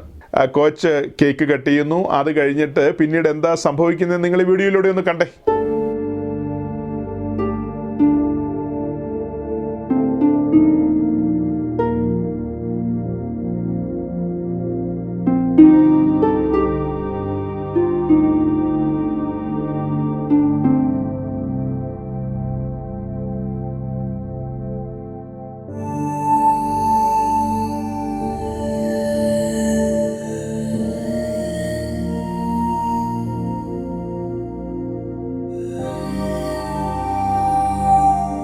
ഇതുപോലെയുള്ള പല വീഡിയോകളും കൊറോണ പീരീഡിലുണ്ട്. അവർ ഒത്തുചേർന്നിരിക്കുന്നവരുടെ ഹോട്ടലിൽ അവർ ഇങ്ങനെയുള്ള സെലിബ്രേഷനിലൊക്കെ പങ്കെടുക്കുന്നു. പുറത്തേക്ക് പോകാനായിട്ട് അതായത് പബ്ലിക്കിലേക്ക് പോകാനായിട്ടന്ന് അനുവാദമില്ലാത്ത കാലമാണല്ലോ. അങ്ങനെ കൊറോണയെ ഭയന്നിരിക്കുന്ന ആ ഒരു കാലത്ത് ഈ സോക്കർ ടീം അംഗങ്ങൾ അവർ ഒരു കേക്ക് മുറിച്ച് അവരുടെ കോച്ചിൻ്റെ ബർത്ത്ഡേ സെലിബ്രേഷൻ ആഘോഷിക്കുകയാണ് ഈ കണ്ടത്. അപ്പോൾ ആ കോച്ച് അതിൻ്റെ ഒരു പീസ് മുറിച്ചെടുത്തിട്ട് അസിസ്റ്റൻ്റ് കോച്ചിന് കൊടുക്കുകയാണ്. കോച്ച് കേക്കിൽ നിന്ന് ഒരു പീസ് മുറിച്ചെടുത്ത് അസിസ്റ്റൻ്റ് കോച്ചിന് കൊടുക്കുന്നു. അദ്ദേഹം അത് അല്പം കടിച്ചെടുക്കുന്നു. അത് കഴിഞ്ഞ് മറ്റൊരു കോച്ചിന് കൊടുക്കുന്നു. അത് കഴിഞ്ഞ് മറ്റൊരു കോച്ചിനോ അതിലെ ടെക്നിക്കൽ ടീം അംഗങ്ങൾ ആരൊക്കെയോ ആ ആളുകൾക്ക് ഓരോരുത്തർക്ക് കൊടുക്കുന്നു. അവർ ഓരോരുത്തർ അതിൽ നിന്ന് കടിച്ചെടുക്കുന്നു. നോക്കണം, വെളിയിലെല്ലാം കൊറോണയുടെ കൊടുങ്കാറ്റടിച്ചുകൊണ്ടിരിക്കുന്ന കാലത്ത് ഇതിനകത്ത് ഏഷ്യക്കാരുണ്ട്, ആഫ്രിക്കക്കാരുണ്ട്, യൂറോപ്യൻസ് ഉണ്ട്, ലാറ്റിൻ അമേരിക്കൻസ് ഉണ്ട്. അങ്ങനെ പല കോണ്ടിനെൻറ്റിലുള്ള ആൾക്കാരാണ് അതിലെ കളിക്കാരും ഈ ഒഫീഷ്യൽസും ഒക്കെ. അപ്പോൾ ഈ പല കോണ്ടിനെൻറ്റിലുള്ള ആൾക്കാർ, പല കൾച്ചറിലുള്ള ആൾക്കാരാണല്ലോ, അവരെല്ലാം ഒരപ്പത്തിൻ്റെ അംശികളായി എന്നുള്ളതാണ് ഇതിലൂടെ പറയാനായിട്ട് ആഗ്രഹിക്കുന്നത്. എന്തിനാണ് ഞാൻ ഈ 2 വീഡിയോയും നിങ്ങളെ കാണിച്ചേ? കഴിഞ്ഞ ആഴ്ച ജെമീമ മോളെ പ്രകീർത്തിച്ച ആളുകളോട് ഞാൻ ചോദിക്കുകയാണ്, ജെമീമ മോള് കഴിച്ചതുപോലെ ഇങ്ങനെ ഒരു അപ്പത്തിൻ്റെ ഭാഗമാകാൻ എത്ര പെന്തിക്കോസിന് ഇന്ന് ധൈര്യമുണ്ട്? എത്ര പെന്തിക്കോസിന് ധൈര്യമുണ്ടെന്നാണ് ഞാൻ ചോദിക്കുന്നത്. കൊറോണയ്ക്ക് മുമ്പ് നമ്മളുടെ പെന്തിക്കോസ്റ്റ് സമൂഹം തിരുമേശയോടുള്ള ബന്ധത്തിൽ അടുത്ത് വരുമ്പോൾ എങ്ങനെയായിരുന്നു വന്നിരുന്നത്? അവിടെ ഒരു അപ്പം എടുത്ത് ശുശ്രൂഷകന്മാർ സ്തോത്രം ചെയ്ത് നുറുക്കി കൊടുക്കുന്നൊരു സമ്പ്രദായമായിരുന്നല്ലോ, അല്ലേ? പിന്നീട് നമ്മൾ കാണുന്നത്, അതായത് കൊറോണയ്ക്ക് ശേഷം നമ്മൾ കാണുന്നത് രൂപമാറ്റം വന്ന പെന്തിക്കോസ്തിനെയാണ്. പെന്തിക്കോസ്റ്റ് മൊത്തം ഭയന്നുപോയി. മരണഭയമുള്ളവരാണല്ലോ എല്ലാവരും. അങ്ങനെ മരണഭയത്തിലേക്ക് വന്ന് ഒരപ്പത്തിൻ്റെ അംശികൾ എന്ന നിലയിൽ നമ്മൾ പറഞ്ഞുകൊണ്ടിരുന്ന പല കാര്യങ്ങളും അതൊക്കെ മാറിയിട്ട് ഇതെല്ലാം നുറുക്കി നുറുക്കി ഒരു പാത്രത്തിലിട്ടിരിക്കുകയാണ്. അത് നമ്മുടെ മുമ്പിലൂടെ വരുമ്പോൾ ഒരു കഷ്ണം എടുത്ത് വായിലിട്ടോളുക, ഒരു കഷ്ണം എടുത്ത് നമ്മൾ വായിലിട്ടോളുക. അതാണ് അതിൻ്റെ രീതി. പിന്നീട് അസംഖ്യം കപ്പുകളിലൂടെ പാനപാത്രവും വരും. അങ്ങനെ അല്ലല്ലോ, പിന്നീട് അസംഖ്യം കപ്പുകളിലൂടെ പാനപാത്രങ്ങളും നമ്മുടെ മുമ്പിൽ വരും. അങ്ങനെ അതിൽ നിന്ന് ഒരു കപ്പ് എടുത്ത് നമ്മൾ കുടിക്കുന്നു. ഇതിനെല്ലാം ആളുകൾ പറഞ്ഞ ന്യായം എന്നാണെന്നറിയാവോ? കൊറോണ കാലമാണ്, സർക്കാരിനെ ഭയക്കണം, സർക്കാർ അങ്ങനെ ചെയ്യും, സർക്കാർ ഇങ്ങനെ ചെയ്യുന്ന. ശരി, ഒരു വാദത്തിന് സമ്മതിച്ചു. കൊറോണ നാട് വിട്ടുപോയിട്ട് കുറേ കാലമായല്ലോ. ഇനി ആ പഴയതിലേക്കൊന്ന് തിരിച്ചു പോകാൻ കഴിയുമോ? തിരിച്ചു പോകാൻ കഴിയുമെന്ന് സാധിക്കുമോ? ഇല്ലല്ലോ. ഈ പെന്തിക്കോസ്തുകാരാണ് കഴിഞ്ഞ ദിവസങ്ങളിൽ മാർപ്പാപ്പനെ ചട്ടം പഠിപ്പിച്ചത്. അതായത് മാർപ്പാപ്പ പറഞ്ഞു, മറിയ സഹരക്ഷകയല്ല, മറിയ മധ്യസ്ഥയല്ല, നമ്മൾ യേശുക്രിസ്തുവിൻ്റെ മാധ്യസ്ഥവും യേശുക്രിസ്തുവിൻ്റെ രക്ഷാകര പദ്ധതിയും അംഗീകരിച്ച് അതിൻ പ്രകാരം പോകേണ്ടവരാണെന്ന് പറഞ്ഞു. അപ്പോൾ എല്ലാവരും പറയുന്നത് എന്നാണെന്നറിയോ? കത്തോലിക്ക സഭ മടങ്ങി വന്നു, കത്തോലിക്ക സഭ തെറ്റുതിരുത്തി, അങ്ങനെയാണ് ഇങ്ങനെയാണെന്നൊക്കെ പറഞ്ഞാണ് സോഷ്യൽ മീഡിയ മുഴുവനും കൊടുങ്കാറ്റ് പോലെയാണ് പെന്തക്കോസ്റ്റ് സമൂഹം അത് അടിച്ചുവിട്ടത്. ഈ പെന്തക്കോസ്റ്റ് സമൂഹത്തോട് ഞാൻ ചോദിക്കുകയാണ്, ഈ കൊറോണയ്ക്ക് മുമ്പ് വരെ നിങ്ങളുടെ ശുശ്രൂഷകന്മാർ തിരുമേശയോടുള്ള ബന്ധത്തിൽ അങ്ങനെ ഒരുമിച്ച് കൂടുമ്പോൾ ആ ഭാഗം നിങ്ങളൊന്ന് ഭാവന കാണുക. ആ സമയത്ത്, അതിൻ്റെ തുടക്ക സമയത്ത് തന്നെ 1 കൊരിന്ത്യർ ലേഖനം 11-ാം അധ്യായത്തിൻ്റെ 23 മുതലുള്ള 32 വരെയുള്ള വേദഭാഗങ്ങളെ വായിച്ച് കേൾപ്പിച്ചിട്ട് തദനന്തരം ക്രൂശിന്മേൽ എന്നുള്ള പാട്ടോ അല്ലെങ്കിൽ അങ്ങനെ ഏതെങ്കിലും പാട്ടുകളൊക്കെ പാടിക്കൊണ്ട് അവർ മുഴങ്കാലിലേക്ക് മാറും. കസേറിലിരിക്കുന്നവരൊക്കെ ചിലപ്പോൾ താഴേക്ക് ഇറങ്ങി വരും, അതിന് ആരോഗ്യശേഷിയുള്ളവരൊക്കെ. അങ്ങനെ മുഴങ്കാലിൽ ഇരുന്നു കൊണ്ടും അങ്ങനെ ദൈവസന്നിധിയിൽ അവർ സ്വയശോധന ചെയ്യുന്ന നിമിഷങ്ങളാണത്. തന്നെത്താൻ അവർ ശോധന ചെയ്യുകയാണ്. അപ്പോൾ ശുശ്രൂഷകൻ ചില കാര്യങ്ങളൊക്കെ പറയും. അങ്ങനെ ആ കാര്യങ്ങളൊക്കെ പറഞ്ഞുകൊണ്ടിരിക്കുമ്പോൾ പല കാര്യങ്ങളും നമ്മുടെ ഉള്ളിലൂടെ കടന്നു പോകും. ക്രമീകരിക്കേണ്ട മേഖലകൾ എവിടെയെങ്കിലുമൊക്കെ ആരോടെങ്കിലോടുമൊക്കെയുള്ള ബന്ധത്തിൽ, കുടുംബത്തിലോ അല്ലെങ്കിൽ സഭയാം കുടുംബത്തിലോ അല്ലെങ്കിൽ ചുറ്റുപാടുമോ ഏതെങ്കിലുമൊക്കെയുള്ള കാര്യങ്ങൾ, അങ്ങനെയുള്ള കാര്യങ്ങളെയൊക്കെ ദൈവത്തിൻ്റെ പരിശുദ്ധാത്മാവ് നമ്മെ ഓർമ്മപ്പെടുത്തിക്കൊണ്ടിരിക്കും. അങ്ങനെ ആ കാര്യങ്ങളൊക്കെ നമ്മെ ഓർമ്മപ്പെടുത്തിക്കൊണ്ടിരിക്കും. അതിൻ്റെ ഒടുവിലേക്ക് വരുമ്പോൾ ആ വായിച്ച വേദഭാഗത്തിനനുസരിച്ച് ആ ശുശ്രൂഷകൻ തൻ്റെ കരത്തിൽ അപ്പമെടുക്കും. ഞാൻ നിങ്ങൾക്ക് കാണാൻ വേണ്ടിയിട്ട്, ഡെമോൺസ്ട്രേറ്റ് ചെയ്യാൻ വേണ്ടിയിട്ട് ഒരു അപ്പം നിങ്ങളുടെ മുമ്പാകെ ഉയർത്തി കാണിക്കുകയാണ്. ഇങ്ങനെയായിരുന്നു നമ്മുടെ ശുശ്രൂഷകർ കഴിഞ്ഞ നാളുകളിൽ ചെയ്തത്. ആ അപ്പം ഇങ്ങനെ എടുത്ത് ഉയർത്തിക്കൊണ്ട് അവിടെ അവർ വായിക്കുന്ന ഭാഗമുണ്ട്. ഷിജുപാസ്റ്റയ വാക്യം ഒന്ന് വായിച്ചേ. 1 കൊരിന്ത്യർ ലേഖനം. നമ്മളൊരു കർത്തൃമേശ ശുശ്രൂഷയിലേക്ക് വന്നിരിക്കുന്നതായിട്ട് നിങ്ങൾ പരിഗണിക്കണം. അതിലേക്ക് നമ്മളെ നയിച്ചത് നമ്മുടെ പ്രിയങ്കരിയായ ജെമീമ മോളാണ് നമ്മളെ ഇതിലേക്ക് നയിച്ചതെന്നുള്ളത് മറക്കരുത്. ജെമീമ മോൾ കാണിച്ച മാതൃക പിൻപറ്റാൻ കഴിയുന്ന എത്ര പേരിന്ന് പെന്തിക്കോസ് ലോകത്തുണ്ട്? അപ്പോൾ 1 കൊരിന്ത്യർ ലേഖനം 11-ാം അധ്യായത്തിൻ്റെ 23-ഉം 24-ഉം ആ 2 വാക്യം ഒന്ന് വായിച്ചേ. ഞാൻ കർത്താവിൽ നിന്ന് പ്രാപിക്കുകയും നിങ്ങൾ കേൾപ്പിക്കുകയും ചെയ്തതെന്നാൽ, കർത്താവായ യേശുവിനെ കാണിച്ചു കൊടുത്ത രാത്രിയിൽ അവൻ അപ്പം എടുത്ത് സ്തോത്രം ചൊല്ലി നുറുക്കി, ഇത് നിങ്ങൾക്ക് വേണ്ടിയുള്ള എന്റെ ശരീരം, എന്റെ ഓർമ്മയ്ക്കായത് ചെയ്യുവീൻ എന്ന് പറഞ്ഞത്. തന്നെ കാണിച്ചു കൊടുത്ത രാത്രിയിൽ അവൻ അപ്പം തൃക്കരത്തിലെടുത്ത് സ്തോത്രം ചെയ്ത് നുറുക്കി. അപ്പം തൃക്കരത്തിലെടുത്തു എന്ന് പറഞ്ഞാൽ അതിൻ്റെ ഒരു ആത്മീയ അർത്ഥം മുന്നമേ നമ്മൾ പറഞ്ഞിട്ടുള്ളതാണ്. യേശുക്രിസ്തുവിൻ്റെ ജഡാവതാരമാണത് കാണിക്കുന്നത്. മഹത്വത്തിലിരുന്നവൻ വേഷാൽ മനുഷ്യനായി മാംസരക്തങ്ങളോട് കൂടിയവനായി ഭൂമിയിലേക്ക് ഇറങ്ങി വന്നു. അതായത് മനുഷ്യവർഗത്തിൻ്റെ വീണ്ടെടുപ്പിന് വേണ്ടി താനും മനുഷ്യ ശരീരമെടുത്തുകൊണ്ട് ഈ ഭൂമിയിലേക്ക് ഇറങ്ങി വന്നു. തൻ്റെ സൃഷ്ടിയായ മറിയുടെ ഉദരത്തിലേക്ക് ചുരുങ്ങി ഇറങ്ങി വന്നു. അതാണ് ബത്ലഹേം എന്നൊക്കെ നമ്മൾ പറഞ്ഞിട്ടുണ്ടല്ലോ. അതിൻ്റെ ഓർമ്മയാണ് അപ്പം തൃക്കരത്തിലെടുത്തു എന്ന് പറയുമ്പോൾ നമ്മുടെ മുമ്പിൽ വരുന്നത്. എന്നിട്ട് താനത് നുറുക്കി, അല്ലേ?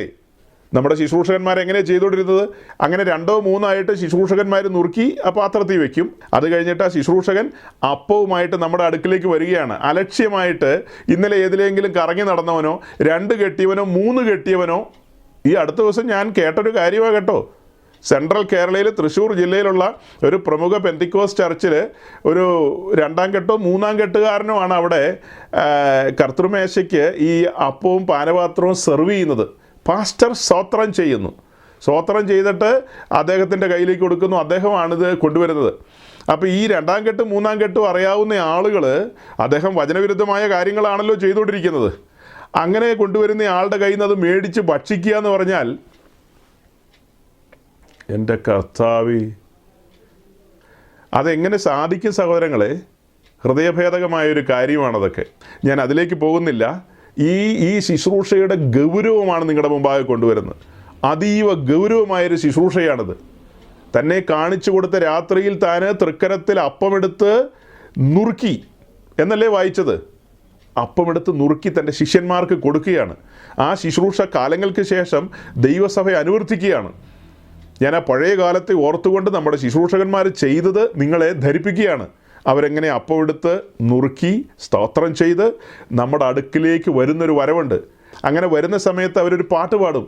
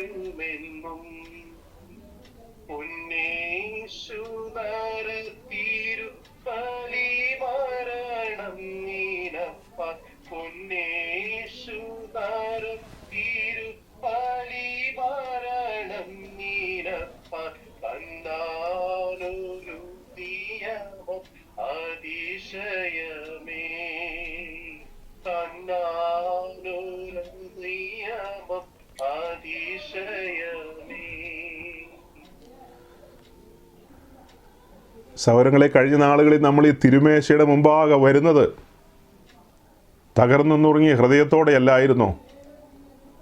ഈ കാലഘട്ടത്തിൽ നമ്മുടെ ശുശ്രൂഷകന്മാർ അതെല്ലാം മാറ്റിമറിച്ച് കളഞ്ഞു. കൊറോണയുടെ പേര് പറഞ്ഞാണല്ലോ അവരിങ്ങനെ കഷ്ണം കഷ്ണമായിട്ട് നുറുക്കിയിട്ടിരിക്കുന്നത്. ആ നുറുക്കിയിട്ടിരിക്കുന്നതിനൊരു കഷ്ണം എടുത്ത് നമ്മൾ കഴിച്ചിട്ട് വീട്ടിൽ പൊക്കോളുക, ആ ഒരു രീതിയിലേക്ക് മാറി. ഇതിൻ്റെ ആത്മീയ അർത്ഥങ്ങളും ഇതിൻ്റെ ആഴങ്ങളും ഒക്കെ എത്ര ഗൗരവമാണ്! ഇത് ചില്ലറ കാര്യമാണോ? അപ്പോൾ നമ്മളിപ്പോൾ ഈ കേട്ടുകൊണ്ടിരിക്കുന്ന ഈ പാട്ടിനിടയിലൂടെ നമ്മുടെ ശുശ്രൂഷകൻ ഈ അപ്പവുമായിട്ട് നമ്മുടെ അടുക്കിലേക്ക് വരികയാണ്. അങ്ങനെ നമ്മുടെ അടുക്കിലേക്ക് വരുമ്പോൾ നമ്മൾ അതിൻ്റെ ഒരു ഭാഗം നമ്മൾ അതിൽ നിന്ന് നുറുക്കുകയാണ്, അല്ലേ? ശുശ്രൂഷകൻ ആദ്യം നുറുക്കിയതിൻ്റെ ഭാഗമായിട്ട് നമ്മളും അതിൽ നിന്ന് നുറുക്കിയെടുക്കുകയാണ്, അടർത്തിയെടുക്കുകയാണ്. ഇതെന്താ കാണിക്കുന്നത്?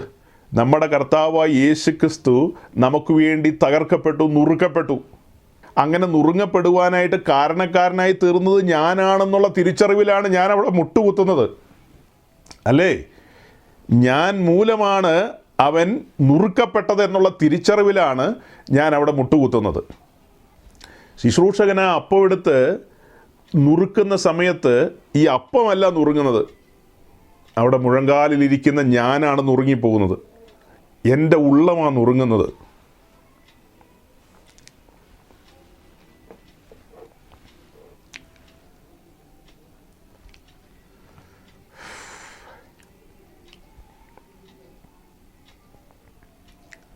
ഓക്കെ, ശുശ്രൂഷകനവിടെ അപ്പം എടുത്ത് നുറുക്കുമ്പോൾ അപ്പമല്ല നുറുങ്ങുന്നതെന്ന് ഞാൻ പറഞ്ഞല്ലോ. നുറുങ്ങുന്ന എൻ്റെ ഉള്ളമാണ്. ഇന്ന് ഞാനായിരിക്കുന്ന ഈ മഹനീയമായ പദവി, ഞാനിന്നൊരു ദൈവവൈതലാണ്. കുലഹീനവും ബലഹീനമായിരുന്ന അവസ്ഥയിൽ നിന്ന്, എൻ്റെ ഇന്നലകളിലെ അവസ്ഥയാണ്. ഞാൻ അതിക്രമങ്ങളാലും പാപങ്ങളാലും മരിച്ചു കിടന്ന ഒരുവനായിരുന്നു.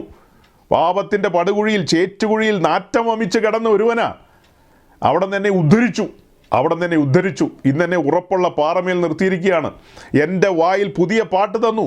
ഞാൻ രക്ഷയുടെ പാനപാത്രം ഉയർത്തും.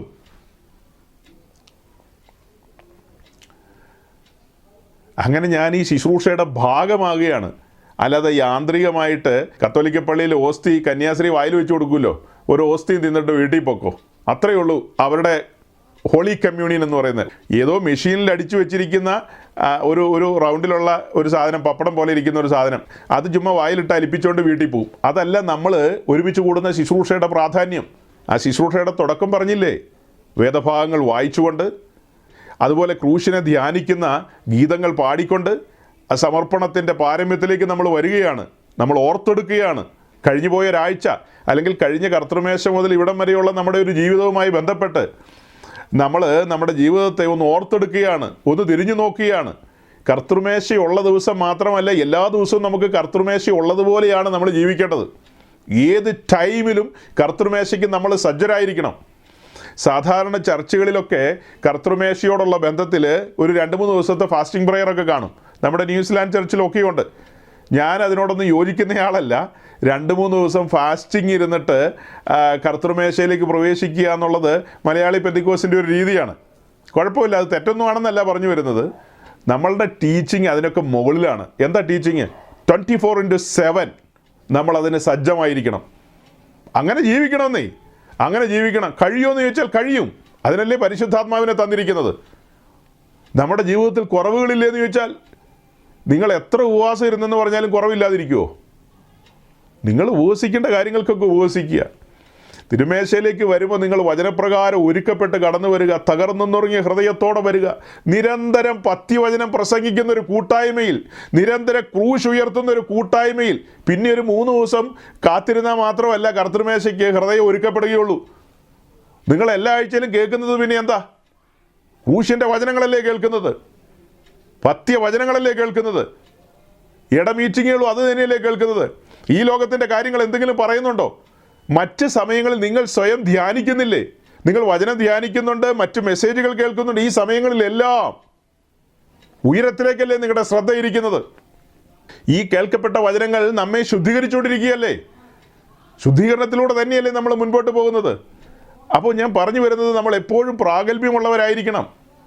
നമ്മൾ അപ്പോസ്തലപ്രവൃത്തി 20-ാം അധ്യായത്തിൻ്റെ 7-ാം വാക്യം വായിക്കുമ്പോൾ അവർ ആഴ്ചവട്ടത്തിൻ്റെ 1-ാം നാൾ ഒരുമിച്ച് കൂടിയ കാര്യത്തെക്കുറിച്ച് നമ്മൾ വായിക്കുന്നുണ്ട്. ആഴ്ചവട്ടത്തിൻ്റെ 1-ാം നാൾ അവർ ഒരുമിച്ച് കൂടി അപ്പം നുറുക്കി എന്നാണ് കാണുന്നത്. അവർ ഒരുമിച്ച് കൂടി അപ്പം നുറുക്കി.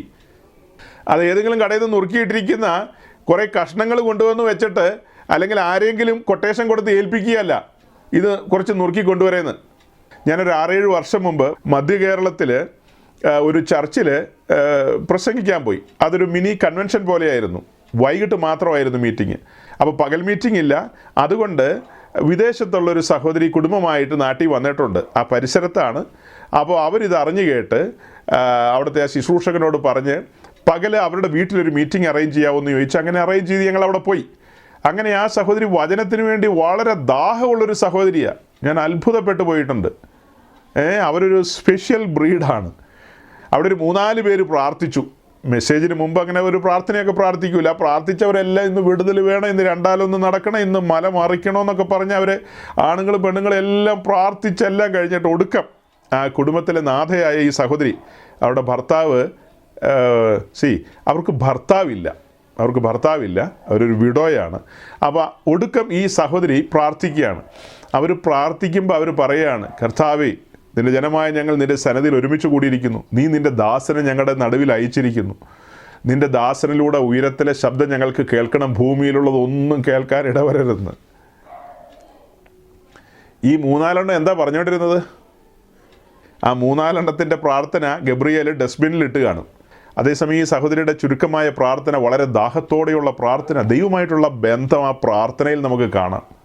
തൻ്റെ പ്രാർത്ഥനയിൽ ദൈവമായിട്ടുള്ള ബന്ധം, ഗാഢബന്ധം.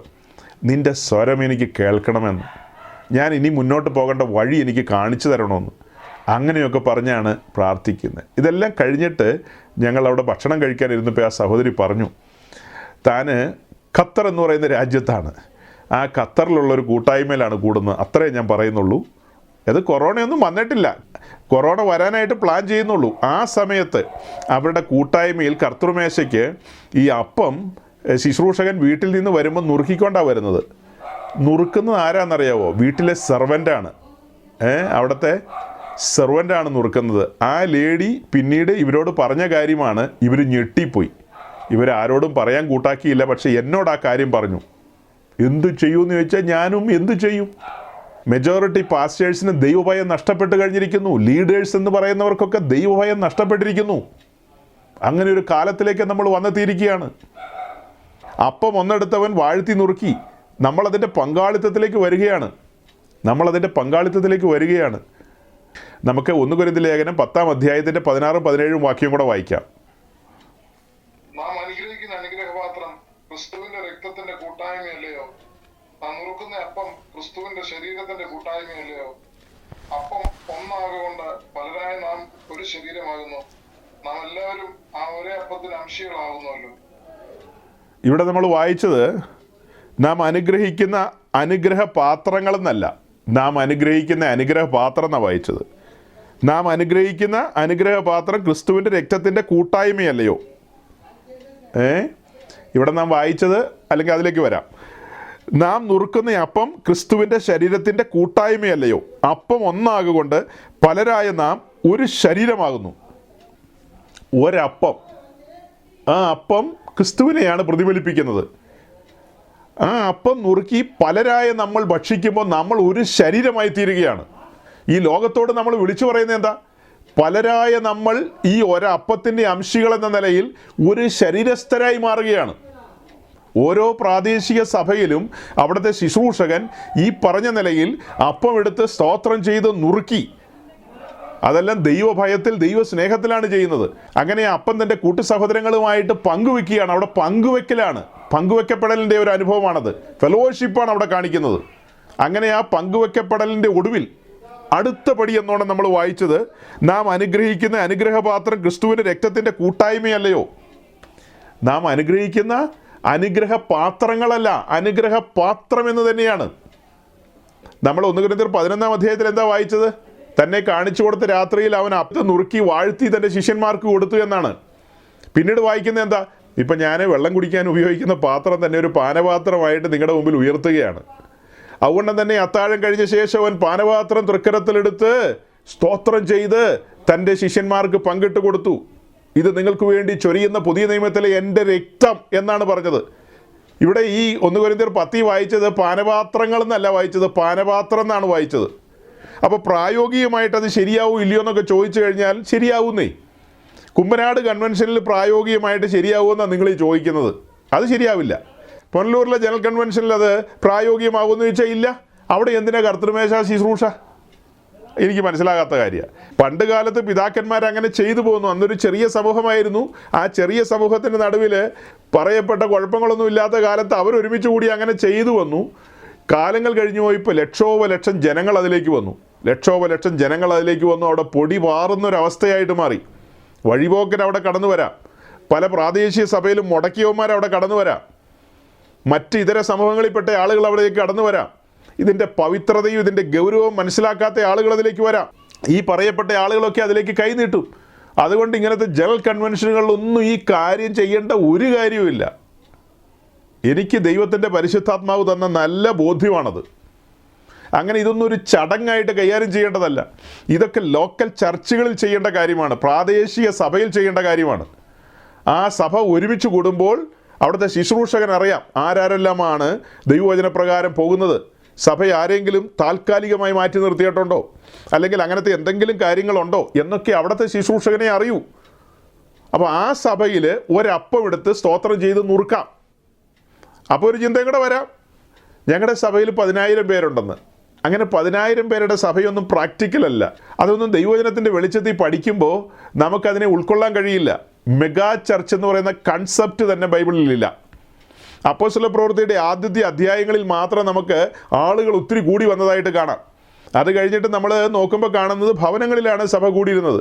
കോടാനുകോടി ആളുകൾ കൂടിയ കാര്യമല്ല നമ്മൾ കാണുന്നത്, ചെറിയ ചെറിയ കൂട്ടങ്ങളായിട്ടാണ് കാണുന്നത്.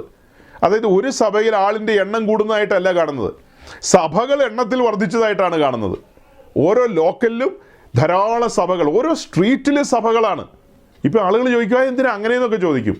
അങ്ങനെ ഓരോ സ്ട്രീറ്റിലും സഭകളുടെ എണ്ണം കൂടണം, ലോക്കൽ ചർച്ചസിൻ്റെ എണ്ണം കൂടണം, ലോക്കൽ ചർച്ചസിൻ്റെ എണ്ണം കൂടണം. അനേക ശുശ്രൂഷകന്മാരും പുറത്തു വരണം, അല്ലേ? അനേകർ ശുശ്രൂഷയ്ക്ക് വേണ്ടി പുറത്തേക്ക് വരണം. അങ്ങനെ ശുശ്രൂഷകന്മാരുടെ എണ്ണം വർദ്ധിക്കണം, സഭകളുടെ എണ്ണം വർദ്ധിക്കണം.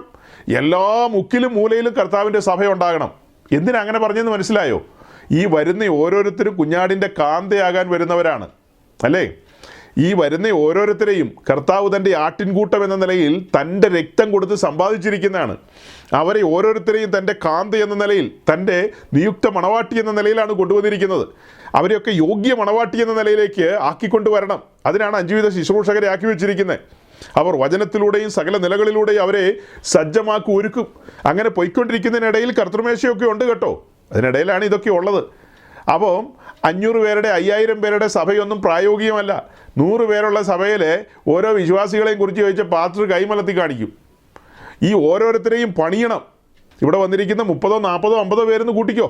ആ ആളുകളെ ഓരോരുത്തരെയും പണിയാനാണ് ശുശ്രൂഷകനെ ഏൽപ്പിച്ചിരിക്കുന്നത്. ഓർഗൻ വെച്ച് ചാടിപ്പിക്കാനല്ല. പെന്തിക്കോസ്തേ നീ കേട്ടോ, ഈ വരുന്ന ആളുകളെല്ലാം ചാടിപ്പിച്ച് തുള്ളിപ്പിച്ച് വീട്ടിൽ പറഞ്ഞു വിടാനല്ല. ഇവരെയൊക്കെ ക്രിസ്തു എന്ന തലയോളം വളർത്തണം. ഇവരെയൊക്കെ ദൈവത്തിൻ്റെ സകല നിറവിനോളം നിറയ്ക്കണം. പുത്രൻ്റെ സ്വരൂപത്തോട് ഇവരെ അനുരൂപരാക്കണം. അവൻ്റെ ദിവ്യ സ്വഭാവത്തിലേക്ക് ഇവരെ കൊണ്ടുവരണം. തൻ്റെ മഹത്വത്തിലേക്കും വീര്യത്തിലേക്കും നമ്മെ വിളിച്ചെന്ന് പത്രോസ് പറയുമ്പോൾ ഇവിടെ പാസ്റ്റർമാർ പറയാണ് അവരൊക്കെ ചാടിക്കളിച്ച് തുള്ളിക്കളിച്ച് ആശ്വാസം പ്രാപിച്ച് 1 മണിക്ക് വീട്ടിൽ പോട്ടെ എന്ന്. അങ്ങനെ 10 മണി മുതൽ 1 മണി വരെ അല്ല ശുശ്രൂഷ എന്ന് പറഞ്ഞാൽ 24/7 ആണ്. ഈ വിശ്വാസികൾ എവിടെയെല്ലാം ആയിരിക്കുന്നോ അവിടങ്ങളിലേക്ക് കടന്നു ചെല്ലണം.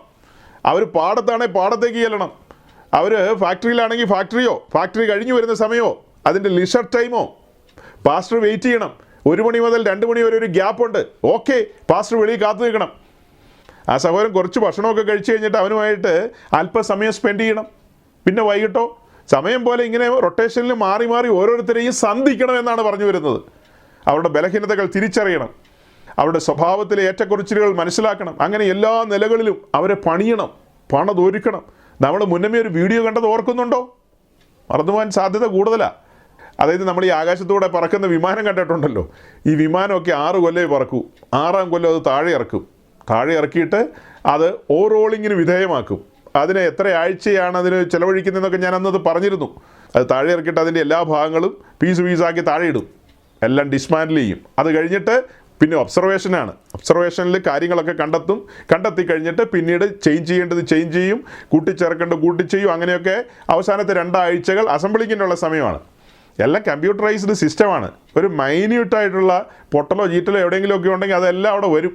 അതെല്ലാം റെക്ടിഫൈ ചെയ്ത് എല്ലാം ഓക്കെ ആകും. അങ്ങനെ 5 ആഴ്ച കൊണ്ട് ഈ കാര്യങ്ങളെല്ലാം പൂർത്തീകരിച്ചിട്ട് അതിൻ്റെ ഒടുവിൽ എല്ലാം ഫൈനലൈസ് ചെയ്യും. ഏതാണ്ട് 100-200 എഞ്ചിനീയർമാരാണ് നിന്ന് പ്രവർത്തിക്കുന്നത്. 100-200 എഞ്ചിനീയർമാർ. അങ്ങനെ അവരതെല്ലാം നിന്ന് പ്രവർത്തിച്ചു കഴിഞ്ഞിട്ട് അതിൻ്റെ ഒടുവിൽ ഈ ഹാങ്ങറിൽ നിന്ന് ഈ ഫ്ലൈറ്റ് ഒരു വണ്ടി ഉണ്ടല്ലോ, അതിൻ്റെ പേരും മറന്നുപോയി, അതിനെ വലിച്ച് പുറത്തേക്ക് ഇറക്കിയിട്ട് അത് ടാക്സി വേയിലേക്ക് കൊണ്ടുവരും. എന്നിട്ട് അതങ്ങനെ നിർത്തിയിരിക്കുകയാണ്. അങ്ങനെ നിർത്തിയിരിക്കുമ്പോൾ നമ്മൾ കണ്ട വീഡിയോയിലെ വിമാനം ബ്രിട്ടീഷ് എയർവേസിൻ്റെയാണ്. അപ്പോൾ ബ്രിട്ടീഷ് എയർവേസിൻ്റെ 2 പൈലറ്റുമാർ അവിടെ വരികയാണ്. 2 പൈലറ്റുമാർ വന്നിട്ട് ഈ 10-200 എഞ്ചിനീയർമാർ നോക്കി നിൽക്കുകയാണ്. അവരെല്ലാം ഇങ്ങനെ ലൈനായിട്ട് നിൽക്കുകയാണ്, അറ്റൻഷനിൽ നിൽക്കുകയാണ്. ചീഫ് എഞ്ചിനീയർ മുമ്പിൽ നിൽപ്പുണ്ട്. അങ്ങനെ നിൽക്കുമ്പോൾ ഈ പൈലറ്റുമാർ അതിനകത്തേക്ക് കയറി അത് സ്റ്റാർട്ട് ചെയ്യും. ഒന്ന് എരപ്പിക്കണ കേട്ടിട്ടില്ലേ? ഒന്നങ്ങ് എരപ്പിക്കും. എരപ്പിയിലെല്ലാം കഴിഞ്ഞിട്ട് അവരിങ്ങനെ ഒന്ന് കാണിക്കും, പോവാന്ന് പറയുക. അപ്പോൾ ഇവരും കാണിക്കും. യെസ്, ഇവരുടെ നെഞ്ച് പെടയുക അന്നേരം. ഈ ശുശ്രൂഷകന്മാരോ ഈ എഞ്ചിനീയർമാരുടെ ഉള്ളു പിടയാണ് അന്നേരം. തങ്ങൾ എല്ലാം കൂട്ടിമുറുക്കി കൊടുത്ത സാധനമാണ്. ബ്രിട്ടീഷ് എയർവേസിൻ്റെ 2 പൈലറ്റുമാർ കയറിയിരുന്നു. അവരത് മുന്നോട്ട് കൊണ്ടുപോവുകയാണ്. അവരത് ഓടിച്ച് റൺവേയിലേക്ക് കൊണ്ടുവരും. റൺവേയിലേക്ക് കൊണ്ടുവന്ന് കഴിഞ്ഞിട്ട് ഒരു എൻഡിൽ നിന്ന് അടുത്ത എൻഡിലേക്ക് അത് ടേക്ക് ഓഫിനുള്ള ആ സ്പേസിലേക്ക് വരികയാണ്. നല്ല സ്പീഡിൽ ഇങ്ങനെ വരികയാണ്. ഈ വരുമ്പോൾ ഞാൻ ശ്രദ്ധിക്കുകയാണ്, ആ എഞ്ചിനീയർ നിലത്ത് നിന്ന് ഇങ്ങനെ പൊങ്ങുകയാണ്. അയാൾ ചീഫ് എഞ്ചിനീയറുടെ കാല് പൊങ്ങിപ്പോവുകയാണ്. എന്നുവെച്ചാൽ സന്തോഷം കൊണ്ടാണ് കേട്ടോ. സന്തോഷം കൊണ്ട് അയാൾ ഇങ്ങനെ പെരുവിരലിലേക്ക് കുത്തി നിൽക്കുന്ന പോലെയാണ് കാണിക്കുന്നത്. എന്താ അത്? ആ വീഡിയോ ഒക്കെ നമുക്ക് ഇതിനകത്ത് കാണിക്കാമായിരുന്നു, പക്ഷേ കോപ്പിറൈറ്റ് ഉള്ളതാണ്. അങ്ങനെ അദ്ദേഹം ഇങ്ങനെ നിൽക്കുന്ന ആ നിമിഷത്തിൽ ബ്രിട്ടീഷ് എയർവേസിൻ്റെ വിമാനം ടേക്ക് ഓഫ് ചെയ്യുകയാണ്. ഈ 200 പേരുടെ മുഖത്തൂടെയും ക്യാമറ പോവുകയാണ്. 200 പേരെ അവിടെ കാണിക്കുന്നില്ല കേട്ടോ. ആ എഞ്ചിനീയർമാരിൽ വലിയ പങ്കും അവിടെ ഉണ്ട്. അവരുടെ എല്ലാ മുഖത്തൂടെ ആ ക്യാമറ കൊണ്ടുപോകുന്നുണ്ട്. ആ മുഖഭാവങ്ങൾ.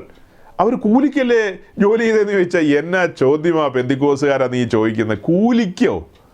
അത് കൂലിയൊന്നുമല്ല. ഈ 5 ആഴ്ച കൊണ്ട് അവരൊരു സമർപ്പണത്തിൽ നിന്നുകൊണ്ടാണ് അത് ചെയ്തത്. തങ്ങളെ ഏൽപ്പിച്ചിരിക്കുന്ന ആ ദൗത്യം ഏറ്റവും സ്തുത്യർഹമായി ചെയ്തു തീർക്കണം. കുഞ്ഞുകളിയല്ല, അനേകരുടെ ജീവൻ വെച്ചുള്ള കളിയാണിത്. ഇത് മറ്റിടപാടുകൾ പോലെയല്ല, ഇത് മനുഷ്യരുടെ ജീവൻ വെച്ചുള്ള കളിയാണ്. ഒടുക്കം അത് ടേക്ക് ഓഫ് ചെയ്ത് കഴിയുമ്പോൾ അവരുടെ കണ്ണിൽ നിന്ന് ആനന്ദാശ്രുക്കളാണ് വീഴുന്നത്. ഇതൊക്കെ പെന്തിക്കോസ്ത് പാസ്റ്റർമാരെ കാണിക്കേണ്ടതാ. ഈ സാധനം പൊങ്ങിയില്ലെങ്കിലൊന്ന് ആലോചിച്ച് നോക്കിയേ. ഈ കാണായ കാലം മുഴുവൻ ഓർഗനും വെച്ച് എരപ്പിച്ച് കൊണ്ടു കടന്നു കുഞ്ഞന്നാമേനെ. കുഞ്ഞന്നാമ കാകളം ജനിച്ചപ്പോൾ പറന്നില്ല, ഇവിടെ കിടന്ന് വട്ടം ചുറ്റി. ഇങ്ങനത്തെ പ്രസംഗമൊന്നും ത്രേസ്യാക്കുട്ടിക്ക് വേണ്ടായിരുന്നു. ഇങ്ങനത്തെ പ്രസംഗമൊന്നും കേൾക്കുന്നത് റോസക്കുട്ടിക്ക് കേൾക്കുന്നത് ഇഷ്ടമല്ല. പുള്ളിക്കാരിക്ക് കേൾക്കേണ്ടത് വേറെ സൈസ് പ്രസംഗങ്ങളാണ്, കമ്പാഷനുള്ള പ്രസംഗങ്ങളാണ്. കമ്പാഷനും കൊണ്ടിരുന്നു, ലോകകാര്യങ്ങളൊക്കെ കേട്ടോണ്ടിരുന്നു. അവസാനം ചിറക് അനക്കാൻ പറ്റിയില്ല. പറക്കണമല്ലോ, നോക്കിയിട്ടൊന്ന് പിടപ്പിച്ച് നോക്കി, പക്ഷെ ഒന്നും നടന്നില്ല. അവിടെ തന്നെ കിടന്നു. ദുരന്തമായി പോവും. അപ്പോൾ ഞാൻ എന്താ സൗരങ്ങളെ പറഞ്ഞത്? ഈ ശുശ്രൂഷയുടെ ആഴമാണ് ഇതിന് ഇടയിൽ കയറി പറഞ്ഞത്. ചിന്തിച്ച കാര്യമല്ല, ഇടയിൽ കയറി വന്നതാണ്. നോക്കണം, കൊറോണ പീരീഡിന് മുൻപുള്ള സമയത്ത് വിദേശത്തുള്ള ഒരു കൂട്ടായ്മയിൽ അപ്പം നുറുക്കിക്കൊണ്ട് വന്ന് ആളുകൾക്ക് സെർവ് ചെയ്ത കാഴ്ചയാണ് ഞാൻ പറഞ്ഞത്. അന്നത് കേട്ടപ്പോൾ എനിക്ക് അതിശയവും അത്ഭുതവും ഭയങ്കരവുമായിട്ട് തോന്നി. എന്നാ വചനവിരുദ്ധം, എന്നാ ഭ്രാന്തെന്ന് തോന്നി. പക്ഷെ കൊറോണയ്ക്ക് ശേഷം എൻ്റെ ചിന്തകളെല്ലാം മാറി മറിഞ്ഞു. ഇപ്പം നമ്മൾ കണ്ടത് ഒരു പ്രമുഖ പെന്തക്കോസ്റ്റ് സംഘടനയുടെ ജനറൽ കൺവെൻഷനിൽ അവസാനം കർത്തൃമേശയോടുള്ള ബന്ധത്തിൽ നുറുക്കി ഇട്ടിരിക്കുന്നതാണ് കാണുന്നത്. അതിൻ്റെ ഒരു കഷ്ണം എടുത്ത് കഴിച്ചിട്ട് പോവുക. അപ്പോൾ അതിൻ്റെ ആത്മീയ അർത്ഥങ്ങളോ കാര്യങ്ങളോ അതൊക്കെ ഇത്രയും അർത്ഥം മതി. ഇപ്പോൾ തൽക്കാലം സൗകര്യമുള്ളവർ കഴിച്ചാൽ മതി. ഇന്ന് തിരുവല്ലായുടെ ചുറ്റളവിലുള്ളൊരു പാസ്റ്റർ ഒരിക്കൽ പറഞ്ഞതാണ്, ഇങ്ങനെയാണോ വേണ്ടതെന്ന് ചോദിച്ചപ്പോൾ സൗകര്യമുള്ളവർ കഴിച്ചാൽ മതി. ഇന്ന് നല്ല വചനനിശ്ചയമുള്ള പാസ്റ്ററാണ്. സൗകര്യമുള്ളവർ കഴിച്ചാൽ മതിയെന്ന്. അതെന്നാ ഭാഷയാണ് അതൊക്കെ? അതെന്നാ വർത്തമാനമാണ്? സഹോദരങ്ങളെ, 1-ാം നൂറ്റാണ്ട് മുതൽ ഈ സമയം വരെ ദൈവത്തിൻ്റെ സഭയ്ക്ക് അതിൻ്റെ ഉപദേശത്തിൽ നിന്നൊന്നും ഒരു മാറ്റവും വന്നിട്ടില്ല. അപ്പം ഒന്നാകൊണ്ട് പലരായ നാം ഒരു അപ്പത്തിൻ്റെ അംശികളാകണം. ലോകത്തോട് വിളിച്ചു പറയാനുണ്ട്, ഞങ്ങൾ ക്രിസ്തുവിൽ ഒന്നാണെന്ന് വിളിച്ചു പറയാനുണ്ട്. അത് ലോകത്തോട് നിശബ്ദമായി നമ്മൾ വിളിച്ചു പറയുന്ന നിമിഷങ്ങളാണിത്. കാലത്തിനനുസരിച്ച് മാറണ്ടേ എന്ന് ചോദിച്ചാൽ അതുപോലെ തന്നെ ഞാൻ പണ്ടൊരു വീഡിയോ കണ്ടിട്ടുണ്ട്. ഒരു ട്രൈബൽസിൻ്റെ ഇടയിൽ കർത്തൃമേശയ്ക്ക് അവർ ഇങ്ങനെ കുടിച്ചു പോവുകയാണ്. അത് ഇല്ലിയുടെ പീസാണ്. ഇത്രയും വരുന്ന അവിടെ വെച്ച് കട്ട് ചെയ്ത് കളഞ്ഞു. അപ്പോൾ അതിൻ്റെ ഒരു ഭാഗം കട്ട് ചെയ്തെടുത്തിട്ട് അവരൊരു ഗ്ലാസ് പോലെ ആക്കിയിട്ട് അതിനകത്താണ് അവർ പാനപാത്രം സെർവ് ചെയ്യുന്നത്. അപ്പോൾ 1-ാം നൂറ്റാണ്ടിലും 2-ാം നൂറ്റാണ്ടിലും അങ്ങനെയൊക്കെ ആയിരിക്കും. അത് കഴിഞ്ഞിട്ട് പിന്നെ മരത്തിലേക്ക് മാറിക്കാണും. അത് കഴിഞ്ഞിട്ട് പിന്നെ ചെമ്പിലേക്ക് മാറിക്കാണും. അത് കഴിഞ്ഞിട്ട് ഇരുമ്പിലേക്ക് മാറിക്കാണും. അത് കഴിഞ്ഞിട്ട് വെള്ളിയിലേക്ക് മാറിക്കാണും. അത് കഴിഞ്ഞ് സ്വർണത്തിൻ്റെ പാത്രമൊക്കെ ആയി കാണും. പാത്രത്തിൻ്റെ രൂപത്തിന് അങ്ങനെ മാറ്റമൊക്കെ വരും, പക്ഷെ ഒരു പാത്രം തന്നെയായിരിക്കും. അത് മാറ്റാൻ പറ്റുമോ? ഇപ്പം ഞാൻ തൽക്കാലത്തേക്ക് ഇവിടെ ഇതെന്തോ പ്ലാസ്റ്റിക്കോ സിറാമിക്കോ അങ്ങനെ എന്തോ ഒരു പ്ലേറ്റാണ് ഈ അപ്പം വെച്ചത്. ഇതിന് പകരം പണ്ട് കാലത്തൊരു പലകയ്ക്കകത്തായിരിക്കും ചിലപ്പോൾ അവർ വെച്ചത്. പലക മാറും. അതിന് പകരം ഒരു ടിൻ ഷീറ്റ് ആയിരിക്കും വരുന്നത്. ഇപ്പം മോഡേണായിട്ട് പറഞ്ഞു കഴിഞ്ഞാൽ സിറാമിക്കിൻ്റെ ഒക്കെ ആയിരിക്കും. ഇതെനിക്ക് തോന്നുന്നു പ്ലാസ്റ്റിക് പോലെ പൊട്ടുന്നതല്ല, പ്ലാസ്റ്റിക്കാണോ എന്താണോ. കഴിഞ്ഞ നാളുകളിൽ പ്ലാസ്റ്റിക് പോലത്തെ ഒരു പാത്രമായിരുന്നു, ഇപ്പോൾ സിറാമിക്കിൻ്റെ പാത്രം. ചില സ്ഥലങ്ങളിൽ ചെന്ന് കഴിഞ്ഞാൽ സ്റ്റീലിൻ്റെ പ്ലേറ്റാണ് അവർ ഉപയോഗിക്കുന്നത്, അതിനകത്തായിരിക്കും അപ്പം വെച്ചിരിക്കുന്നത്. അതൊക്കെ ഓക്കെ, അതൊക്കെ സമ്മതിക്കാം. സ്റ്റീലോ കോപ്പറോ ചെമ്പോ എന്തും ആകട്ടെ, ഈ ഒരപ്പം നുറുക്കുക എന്നുള്ള ആ ആശയത്തിന് മാറ്റം വരുന്നില്ല. ഈ അപ്പം ഗോതമ്പും കൊണ്ട് തന്നെയായിരിക്കണം, അതിൻ്റെ കണ്ടൻറ്റും മാറാൻ പാടില്ല. ഇവിടെ ഒരു കോംപ്ലിക്കേഷൻ ഉണ്ട് കേട്ടോ. ചില സഹോദരങ്ങൾ പുളിപ്പില്ലാത്ത അപ്പം തന്നെ കർത്തൃമേശയ്ക്ക് വേണമെന്ന് വാശി പിടിക്കും. ഇനി മറ്റൊരു കാര്യം കൂടി ഉണ്ട്, ഈ കർത്തൃമേശ രാത്രിയിൽ തന്നെ നടത്തണമെന്ന് ശാഠ്യം പിടിക്കുന്നവരുണ്ട്. അതിനെക്കുറിച്ചൊക്കെ കൂടുതൽ പറയാനായിട്ട് സമയം എടുക്കേണ്ടി വരും എന്നുള്ളതുകൊണ്ട് ഞാൻ അതിലേക്ക് പോകുന്നില്ല. അതൊക്കെ ബാലിശമായ ചിന്തകളാണ്. പുളിപ്പില്ലാത്ത അപ്പെന്ന് ശാഠ്യം പിടിക്കുന്നതിൻ്റെ കാരണം കർത്താവായ യേശുക്രിസ്തു തന്നെ കാണിച്ചു കൊടുത്ത രാത്രിയിൽ തൃക്കരത്തിലെടുത്ത അപ്പം എന്ന് പറയുന്നത് പെസഹായുടെ അപ്പമാണ്. പെസഹായിക്ക് പല കോഴ്സാണ്. അതിൽ 1, 2, 3 കോഴ്സ് കഴിഞ്ഞതിന് ശേഷം പിന്നീട് താൻ കരത്തിലെടുത്ത് നുറുക്കിയ അപ്പം അത് പുതിയ ഉടമ്പടി സ്ഥാപിക്കാനാണ് ഉപയോഗിച്ചത്. അവിടെ വേറെ അഡീഷണൽ അപ്പമൊന്നും കൊണ്ടുവന്നിട്ടില്ല. പെസഹായുടെ അപ്പമാണ്. പെസഹായുടെ പ്രത്യേകത എന്താ? പുളിപ്പില്ലാത്ത അപ്പത്തോടുള്ള ബന്ധത്തിലാണ് പെസഹ ആചരിക്കുന്നത്. പെസഹായോടുള്ള ബന്ധത്തിൽ അതിനോട് ചേർന്ന് വരുന്ന ഉത്സവമാണ് പുളിപ്പില്ലാത്ത അപ്പത്തിൻ്റെ ഉത്സവം. ഇത് രണ്ടും കൂടെ ചേർന്നാണ് ആഘോഷിച്ചു തുടങ്ങുന്നത്. ഇത് രണ്ടും കൂടെ ചേർന്നാണ് ആഘോഷിക്കുന്നത്. അപ്പം അവിടെ പുളിപ്പില്ലാത്ത അപ്പമാണ് ഉപയോഗിക്കാൻ പറ്റൂ. ആ കാരണത്താലാണ് അത് അങ്ങനെ ചെയ്തത്. നമ്മെ സംബന്ധിച്ച് ആ പുളിപ്പ് എന്നൊക്കെ പറയുന്നതിന് ആത്മീയ അർത്ഥങ്ങളാണ്. നോക്കണം, യേശുക്രിസ്തു ആ കാര്യം ചെയ്യുമ്പോൾ ആ സമയം വരെ പഴയ നിയമം ലൈവായിട്ട് നിൽക്കുക. താൻ അപ്പം തൃക്കരത്തിൽ എടുക്കുന്ന ആ സെക്കൻഡ് വരെ പഴയ നിയമം ലൈവായിട്ട് നിൽക്കുക. പഴയ നിയമത്തിൻ്റെ കൺസെപ്റ്റിൽ തന്നെയാണ് പെസഹ ആചരിക്കുന്നത്. അതിനു വേണ്ടിയാണ് ശിഷ്യന്മാരവിടെ ഈ മാളികയിൽ ഇതൊക്കെ ഒരുക്കിയത്. അതിനു വേണ്ടിയാണ് ഈ അപ്പം ഉണ്ടാക്കിയത്. അപ്പോൾ അതുകൊണ്ട് അത് പുളിപ്പില്ലാത്ത അപ്പമായിരിക്കും. നമ്മെ സംബന്ധിച്ച് ഒരുമിച്ച് കൂടുമ്പോൾ ഇങ്ങനെ അപ്പം നുറുക്കുക എന്ന് പറയുന്നത് ഗോതമ്പിൻ്റെ അപ്പമായിരിക്കണം എന്നുള്ള നിർബന്ധമാണ്. പാനപാത്രം എന്ന് പറഞ്ഞാൽ മുന്തിരിച്ചാറ് തന്നെയായിരിക്കണം. മുന്തിരി വള്ളിയുടെ അനുഭവമല്ലാതെ മിറണ്ടയും സെവനപ്പും ചുവന്നിരിക്കുന്ന സാധനത്തിൻ്റെ പേര് അങ്ങനെയല്ലേ? മിറാൻഡായും പിന്നെ ഏതാ സെവനപ്പോ ഏതാണ്ട് ചുവന്ന കളറിലുള്ള അങ്ങനത്തെ ഒന്നും ഒഴിച്ചാൽ പോരാ. ഒരിക്കൽ ഞാൻ നോർത്ത് ഇന്ത്യയിൽ ഒരു സ്ഥലത്ത് ഒരു കൂട്ടായ്മയിൽ ചെന്നു. അവിടുത്തെ പാസ്റ്റർ ഈ മിറൻഡയാണ് കർത്തൃമേശയ്ക്ക് കൊണ്ടുവന്നത്. കുടിച്ചപ്പോൾ എനിക്ക് ഈ ഗ്യാസ് കയറി വന്നു. അത് കഴിഞ്ഞപ്പോൾ ഞാൻ ചോദിച്ചു, അതെന്നാ പാനപാത്രത്തിനകത്ത് അങ്ങനെ ഒരു ഈ മിറൻ്റെയൊക്കെ കുടിക്കുന്ന പോലത്തെ? അത് മിറൻ്റ തന്നെയാണെന്ന്. അത് കൊള്ളാം. അപ്പോൾ നമ്മളെ കളിയാക്കിയില്ലേ? നോക്കണം, ഈ പാനപാത്രം എടുക്കുമ്പോൾ നമ്മുടെ കർത്താവായ യേശുക്രിസ്തുവുമായി ബന്ധപ്പെട്ട് എന്തെല്ലാം കാര്യങ്ങളാണ് ചിന്തിക്കാനും പഠിക്കാനും ഉള്ളത്. അത് വാക്കും ഭാഷണവും കൂടാതെ ക്ഷണനേരം കൊണ്ട് നമ്മുടെ കൺമുമ്പിൽ തെളിഞ്ഞു വരികയാണ് ആ മുന്തിരിവള്ളിയുടെ അനുഭവം നാം കുടിക്കുമ്പോൾ. ഈ അപ്പം നമ്മൾ നുറുക്കുകയും ഭക്ഷിക്കുകയും ചെയ്യുമ്പോൾ അതിൽ നിന്ന് നമ്മൾ എന്താ മനസ്സിലാക്കുന്നത്? നമ്മുടെ കർത്താവ് യേശുക്രിസ്തു അനുകൂലമല്ലാത്ത പരിസ്ഥിതിയിൽ വളർന്നു വന്നു. അവൻ വരണ്ട നിലത്ത് ഇളയ തൈ പോലെ വളർന്നു വന്നു. കാലസമ്പൂർണതയിൽ കൊയ്തെടുത്ത് നുറുക്കി പൊടിച്ച് നമുക്ക് ഭോജ്യമായി തീരുമാറ് അവനൊരു ജീവൻ്റെ അപ്പമായി തീർന്നു. അതല്ലേ അതിലൂടെ പറഞ്ഞു കൊണ്ടുവരുന്നത്. അതിന് ഗോതമ്പിന് പകരം വേറെ എന്തെങ്കിലും കൊണ്ടുവന്നാൽ ഒക്കുവോ? അതുകൊണ്ട് അത് നിർബന്ധമായ കാര്യമാണ്. അതിലൊന്നും ഒരു അഴവും വന്നിട്ടില്ല. അയക്കാൻ പറ്റുന്ന കാര്യങ്ങളല്ല അതൊന്നും. അത് അങ്ങനെ തന്നെ മുന്നോട്ട് പോകണം. അതിനകത്ത് മാറ്റം പാടില്ല. അതുപോലെ തന്നെ ഈ കുടിക്കുന്ന ഗ്ലാസ് സ്റ്റീൽ ഗ്ലാസ്സോ അല്ലെങ്കിൽ നമ്മൾ പറയുന്ന പോലെ മറ്റ് സിറാമിക്കോ അങ്ങനെ എന്തെങ്കിലും ഗ്ലാസ് ആകാം, എന്തെങ്കിലും പാത്രമാകാം. പാത്രം ഇന്നത് വേണമെന്നുള്ളതല്ല. പക്ഷേ നമ്മൾ ഒരു പാത്രത്തിൽ നിന്ന് കുടിക്കുക എന്ന് പറയുന്നതിൻ്റെ ആത്മീയ അർത്ഥം എന്താ? ആ ഒരു പാത്രം കാണിക്കുന്ന ക്രിസ്തുവിൻ്റെ ശരീരത്തെയാണ്. ആ ശരീരത്തിൽ നിന്നാണ് ആ തിരുരക്തം പുറത്തേക്ക് വന്നത്. ആ ഒരപ്പം എന്താ കാണിക്കുന്നത്? ക്രിസ്തുവിൻ്റെ ശരീരത്തിലേ കാണിക്കുന്നത്. പല ക്രിസ്തുക്കൾ നമുക്ക് വേണ്ടി നുറുക്കപ്പെട്ടിട്ടുണ്ടോ? ഈ പല പാത്രത്തിൽ നിന്ന് കുടിക്കുമ്പോൾ 900 ക്രിസ്തുക്കൾ നമുക്ക് വേണ്ടി ക്രൂശിക്കപ്പെട്ടിട്ടുണ്ടോ? ഒരു ക്രിസ്തു നമുക്ക് വേണ്ടി ക്രൂശിക്കപ്പെട്ടു എന്നുള്ളതിൻ്റെ സിമ്പലാണ് ഈ ഒരു പാത്രത്തിൽ നിന്ന് നമ്മൾ കുടിക്കുന്നത്. അപ്പോൾ സ്ത്രീകൾക്കൊരു പാത്രം പുരുഷന്മാർക്കൊരു പാത്രം ആയാലോ എന്ന് ചോദിക്കാം. അങ്ങനെ ചെയ്യുന്ന കൂട്ടായ്മകളുണ്ട്, അങ്ങനെയൊക്കെ ചെയ്യുന്നവരുണ്ട്. വ്യത്യസ്തമായ നിലയിൽ അങ്ങനെയൊക്കെ ചെയ്യുന്നവരുണ്ട്. ഒരു പാത്രത്തിൽ നിന്ന് തന്നെ സ്ത്രീയും പുരുഷനും ഒക്കെ കുടിക്കുന്ന കൂട്ടായ്മകളുണ്ട്. അപൂർവത്തിൽ അപൂർവമേ ഉള്ളൂ. ഒരു കാര്യം ഞാൻ എൻ്റെ കേൾവിക്കാരോട് പറയാം. നമ്മുടെ ന്യൂസിലാൻഡിലെ കൂട്ടായ്മ ഒരു പാത്രത്തിൽ നിന്ന് കുടിക്കുകയും ഒരു അപ്പത്തിൻ്റെ അംശികൾ എന്ന നിലയിൽ ഇക്കഴിഞ്ഞ നാളുകളിൽ മുൻപോട്ട് പോയി. യൂറോപ്പിലാകട്ടെ ഈ ഓഷ്യാനിക് മേഖലയിലാകട്ടെ നമ്മുടെ ഈ ഒരു കൂട്ടായ്മയല്ലാതെ വേറെ ഒരു കൂട്ടായ്മയും അങ്ങനത്തെ കൂട്ടായ്മ ഇല്ലെന്നുള്ളതാണ് എൻ്റെ ഇതുവരെയുള്ള അറിവ്. ഇനി വേറെ എവിടെയെങ്കിലും ഉണ്ടെങ്കിൽ അങ്ങനെയുള്ളവർ നമ്മളെ ഒന്ന് അറിയിക്കുക. ഞങ്ങളുടെ കൂട്ടായ്മയിൽ ഇങ്ങനെയാണ് പാസ്റ്ററെ, കൊറോണ വന്നതിന് ശേഷം ഞങ്ങൾ തലകുത്തി പോയവരല്ല. കൊറോണ വന്നതിൻ്റെ പേരിൽ ഞങ്ങൾ ഉപദേശമൊക്കെ മറിച്ച് കളഞ്ഞവരോ വചനം മാറ്റിക്കളഞ്ഞവരോ ഒന്നുമല്ല. ഞങ്ങൾ ഇന്നും അങ്ങനെ തന്നെ മുന്നോട്ട് പോവുകയാണെന്ന് പറയാൻ ശേഷിയുള്ള ആരെങ്കിലും ഉണ്ടെങ്കിൽ രംഗത്ത് വരിക. നമ്മളൊന്ന് അറിഞ്ഞിരിക്കാൻ വേണ്ടിയിട്ടാണ്, അത്രമാത്രം, ഒന്നും തോന്നരുത്. അതേസമയം ഞാൻ പ്രിയപ്പെട്ടവരോട് പറയുന്നത് എന്താ, എല്ലാ സാഹചര്യങ്ങളും അനുകൂലമായ മലയാളക്കരയിൽ സകല സഭകളും വഴിമാറി.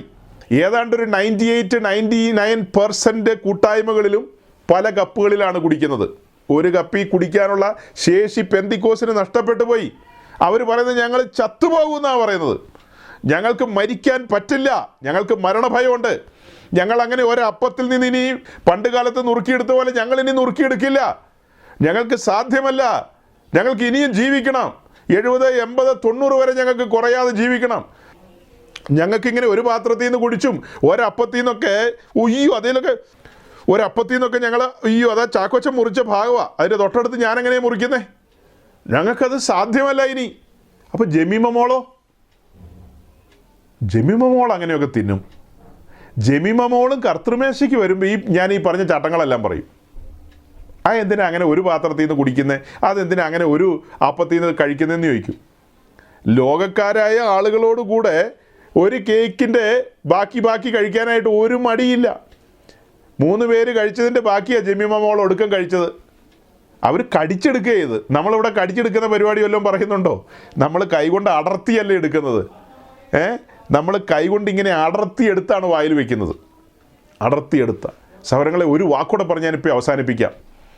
ഈ ശുശ്രൂഷ മഹനീയമാണ്. അതുകൊണ്ടാണ് നമ്മൾ പാടിയത് മഹാത്മ്യം അതിന് അനവധിയുണ്ടെന്ന്. ഇത് സമയമെടുത്ത് പറയേണ്ട കാര്യങ്ങളാണ്. മഹാത്മ്യം അതിന് അനവധിയുണ്ട്. നമ്മൾ എന്തുകൊണ്ടാണ് പട്ടിണിയൊന്നും അടുത്ത് വെച്ചത് ചെയ്യാത്തത്? നമുക്കത് സാധ്യമല്ല, നമുക്കങ്ങനെ സാധിക്കില്ല. അത് റോഡ്രിക്സിനും ബെല്ലാരിക്കാരൻ രാംബാബുവിനും തങ്കുവിനും ന്യൂ ജനറേഷൻകാർക്കൊക്കെ സാധിക്കും. അവരുടെ ആത്മാവുള്ള പെന്തിക്കോസുകാർക്ക് സാധിക്കും. നമുക്ക് സാധ്യമല്ല. നമുക്കിതെല്ലാം പവിത്രമാണ്, വിശുദ്ധമാണ്, മഹനീയമാണ്, ഇതിന് ആഴമുണ്ട്. ഇതൊരു വിഗ്രഹാരാധനയൊന്നും അല്ല കേട്ടോ, അങ്ങനെ ചിന്തിക്കണ്ട. ഇതിനെ ഒരു വിഗ്രഹാരാധനയായിട്ട് പരിഗണിക്കുകയല്ല. ഈ ശുശ്രൂഷകൾക്കൊക്കെ മഹാത്മ്യമുണ്ട്. അതാണ് നമ്മുടെ വിഷയം.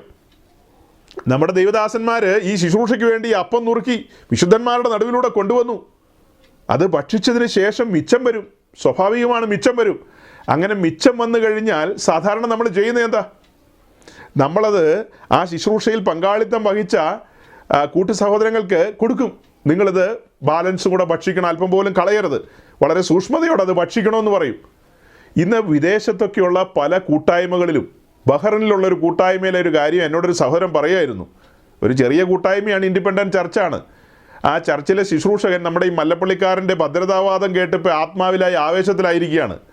പുള്ളിക്കാരൻ പറയുന്നത്, ഈ ശുശ്രൂഷയ്ക്ക് അത് സ്തോത്രം ചെയ്ത് കഴിഞ്ഞു, അവരത് ഭക്ഷിച്ചു കഴിഞ്ഞു, ഇനി ഇത് വെറും ചുമ്മാ ഓർഡിനറി കാര്യമാണ്, ഇതിനകത്തൊരു പ്രാധാന്യമില്ല, ഇനി അത് പിള്ളേർക്കൊക്കെ കൊടുത്തേക്കാൻ. പിന്നീട് അതിൻ്റെ മിച്ചം കഴിക്കുന്ന അവിടുത്തെ പിള്ളേരൊക്കെയാണ്. അതുപോലെ പെന്തക്കോസ്റ്റ് ലോകത്ത് വളരെ അറിയപ്പെടുന്ന ഒരു പ്രായമുള്ളൊരു മുതിർന്ന വ്യക്തി, അദ്ദേഹത്തിൻ്റെ മക്കൾ കാനഡയിലാണ്. അപ്പോൾ അദ്ദേഹം മക്കളുടെ അടുക്കൽ കാനഡയിൽ ചെന്നപ്പോൾ അവർ കൂടുന്ന ആ കൂട്ടായ്മ, അതിന് IPCയുമായിട്ട് എന്തോ അഫിലിയേഷനോ എന്തൊക്കെയോ ഉണ്ട് ആ കൂട്ടായ്മയ്ക്ക്. അപ്പോൾ ആ കൂട്ടായ്മയിൽ കർത്തൃമേശ ഉണ്ടായിരുന്നു. ഇദ്ദേഹം അവിടെ ചെന്നപ്പോൾ കർത്തൃമേശ കഴിഞ്ഞിട്ട് ഈ അവിടെ മിച്ചം വന്ന അപ്പവും പാനപാത്രവും ഒക്കെ ഈ കുട്ടികൾക്കാണ് കൊടുക്കുന്നത്. കുട്ടികളാണ് പിന്നെ കഴിക്കുന്നതല്ല, കുട്ടികൾക്കത് കൊടുത്തേരെ. എന്ത് ഭ്രാന്ത ഇവർ കാണിക്കുന്നത്? അല്ല, ഇത് ശുശ്രൂഷ കഴിയുമ്പോൾ പിന്നെ ഇതിനെന്നാ, ഇത് ചുമ്മാ അപ്പവും ചുമ്മാ ഇത് ബണ്ണോ ബ്രെഡോ എന്തൊക്കെയല്ലേ, അത് പിള്ളേർ കഴിച്ചോട്ടെ. പിന്നെ അത് പിള്ളേർ കഴിക്കുന്നത് എങ്ങനെയാണ് സഹോദരങ്ങളെ? ഇതെടുത്ത് വാഴ്ത്തി സ്തോത്രം ചെയ്ത് നുറുക്കിയിട്ട് നമ്മൾ എന്താ പറഞ്ഞേ? നമ്മുടെ കർത്താവായ യേശുക്രിസ്തുവിൻ്റെ തിരുശരീരം നുറുക്കപ്പെട്ട കാര്യമല്ലേ? അവൻ്റെ മരണത്തെയല്ലേ അത് പ്രസ്താവിക്കുന്നത്? ഈ പാനപാത്രവും ഈ അപ്പവും നമ്മുടെ മുമ്പിൽ വരുമ്പോൾ അവൻ്റെ മരണത്തെയല്ലേ അത് പ്രസ്താവിക്കുന്നത്? ആ മരണത്തെ അംഗീകരിച്ച് ഏറ്റെടുത്തവരല്ലേ നമ്മൾ ഓരോരുത്തരും. നമ്മുടെ കുഞ്ഞുങ്ങളത് തിരിച്ചറിഞ്ഞിട്ടില്ലെങ്കിൽ തിരിച്ചറിയാത്ത അവർക്ക് കൊണ്ടുപോയി ഇത് കൊടുക്കാൻ പറ്റുമോ? ഇതിൻ്റെ ഗൗരവം നിങ്ങൾ മനസ്സിലായോ? അവൻ്റെ മരണത്തെയാണ് ഈ തിരുമേശ പ്രസ്താവിക്കുന്നത്. ആ മരണത്തെ നമ്മൾ അംഗീകരിക്കുന്നവരാണ്. നമ്മൾ വളരെ ഭയത്തോടും വിറയലോടുമാണ് ഇതിലേക്ക് വരുന്നത്. അപ്പം തന്നെ ഇതിനകത്ത് ഭയങ്കര ആനന്ദമുണ്ട്. ഇതൊക്കെ പറയുമ്പോൾ തന്നെ ഭയങ്കര ആനന്ദമാണ് തിരതള്ളുന്നത്. ആ രക്ഷയുടെ ആനന്ദം, രക്ഷയുടെ സന്തോഷം. അതെങ്ങനെ കുഞ്ഞുങ്ങൾക്ക് അനുഭവിക്കാൻ കഴിയും? ഞാൻ മുൻപൊരു മെസ്സേജിൽ നമ്മുടെ ഈ സൺഡേ മീറ്റിങ്ങിൽ തന്നെ പറഞ്ഞിട്ടുള്ളൊരു കാര്യം, ഈ ബെല്ലാരിക്കാരൻ റാംബാബു അന്ന് പട്ടിയുടെ കൂടെ ഇരുന്ന് ഇത് കഴിച്ചപ്പോൾ ഞാനന്ന് ഒരു മുന്നറിയിപ്പ് പറഞ്ഞു, പെന്തക്കോസ്ത് ലോകമേ, നിങ്ങൾ ഈ മനുഷ്യനെ ശ്രദ്ധിക്കുക, അദ്ദേഹവുമായിട്ടുള്ള എല്ലാ കൂട്ടായ്മയിൽ നിങ്ങൾ അകന്നു നിന്നോ, നിങ്ങളുടെ തലമുറകൾ നിങ്ങൾക്ക് നഷ്ടം വരുമെന്ന്.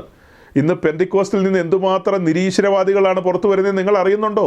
ഈ ഇരിക്കുന്ന എത്ര പേർക്ക് അറിയാം അത്? ഓരോ കുടുംബങ്ങളിൽ നിന്നും എത്രയോ യുക്തിവാദികളാണ് പുറത്തു വരുന്നതെന്ന്. ഞാൻ കേട്ടിരിക്കുന്ന കത്തോലിക്ക, ഓർത്തഡോക്സ്, മർത്തോമ അങ്ങനെയുള്ള കൂട്ടങ്ങളിലായിരുന്നു കഴിഞ്ഞ കാലങ്ങളിൽ കേട്ടിരുന്നത്. ഇന്ന് നിങ്ങൾ അറിയുന്നില്ല, പെന്തിക്കോസ്ത് കുടുംബങ്ങളിൽ നിന്ന് ധാരാളം യുക്തിവാദി കുഞ്ഞുങ്ങൾ വളർന്നു വരികയാണ്.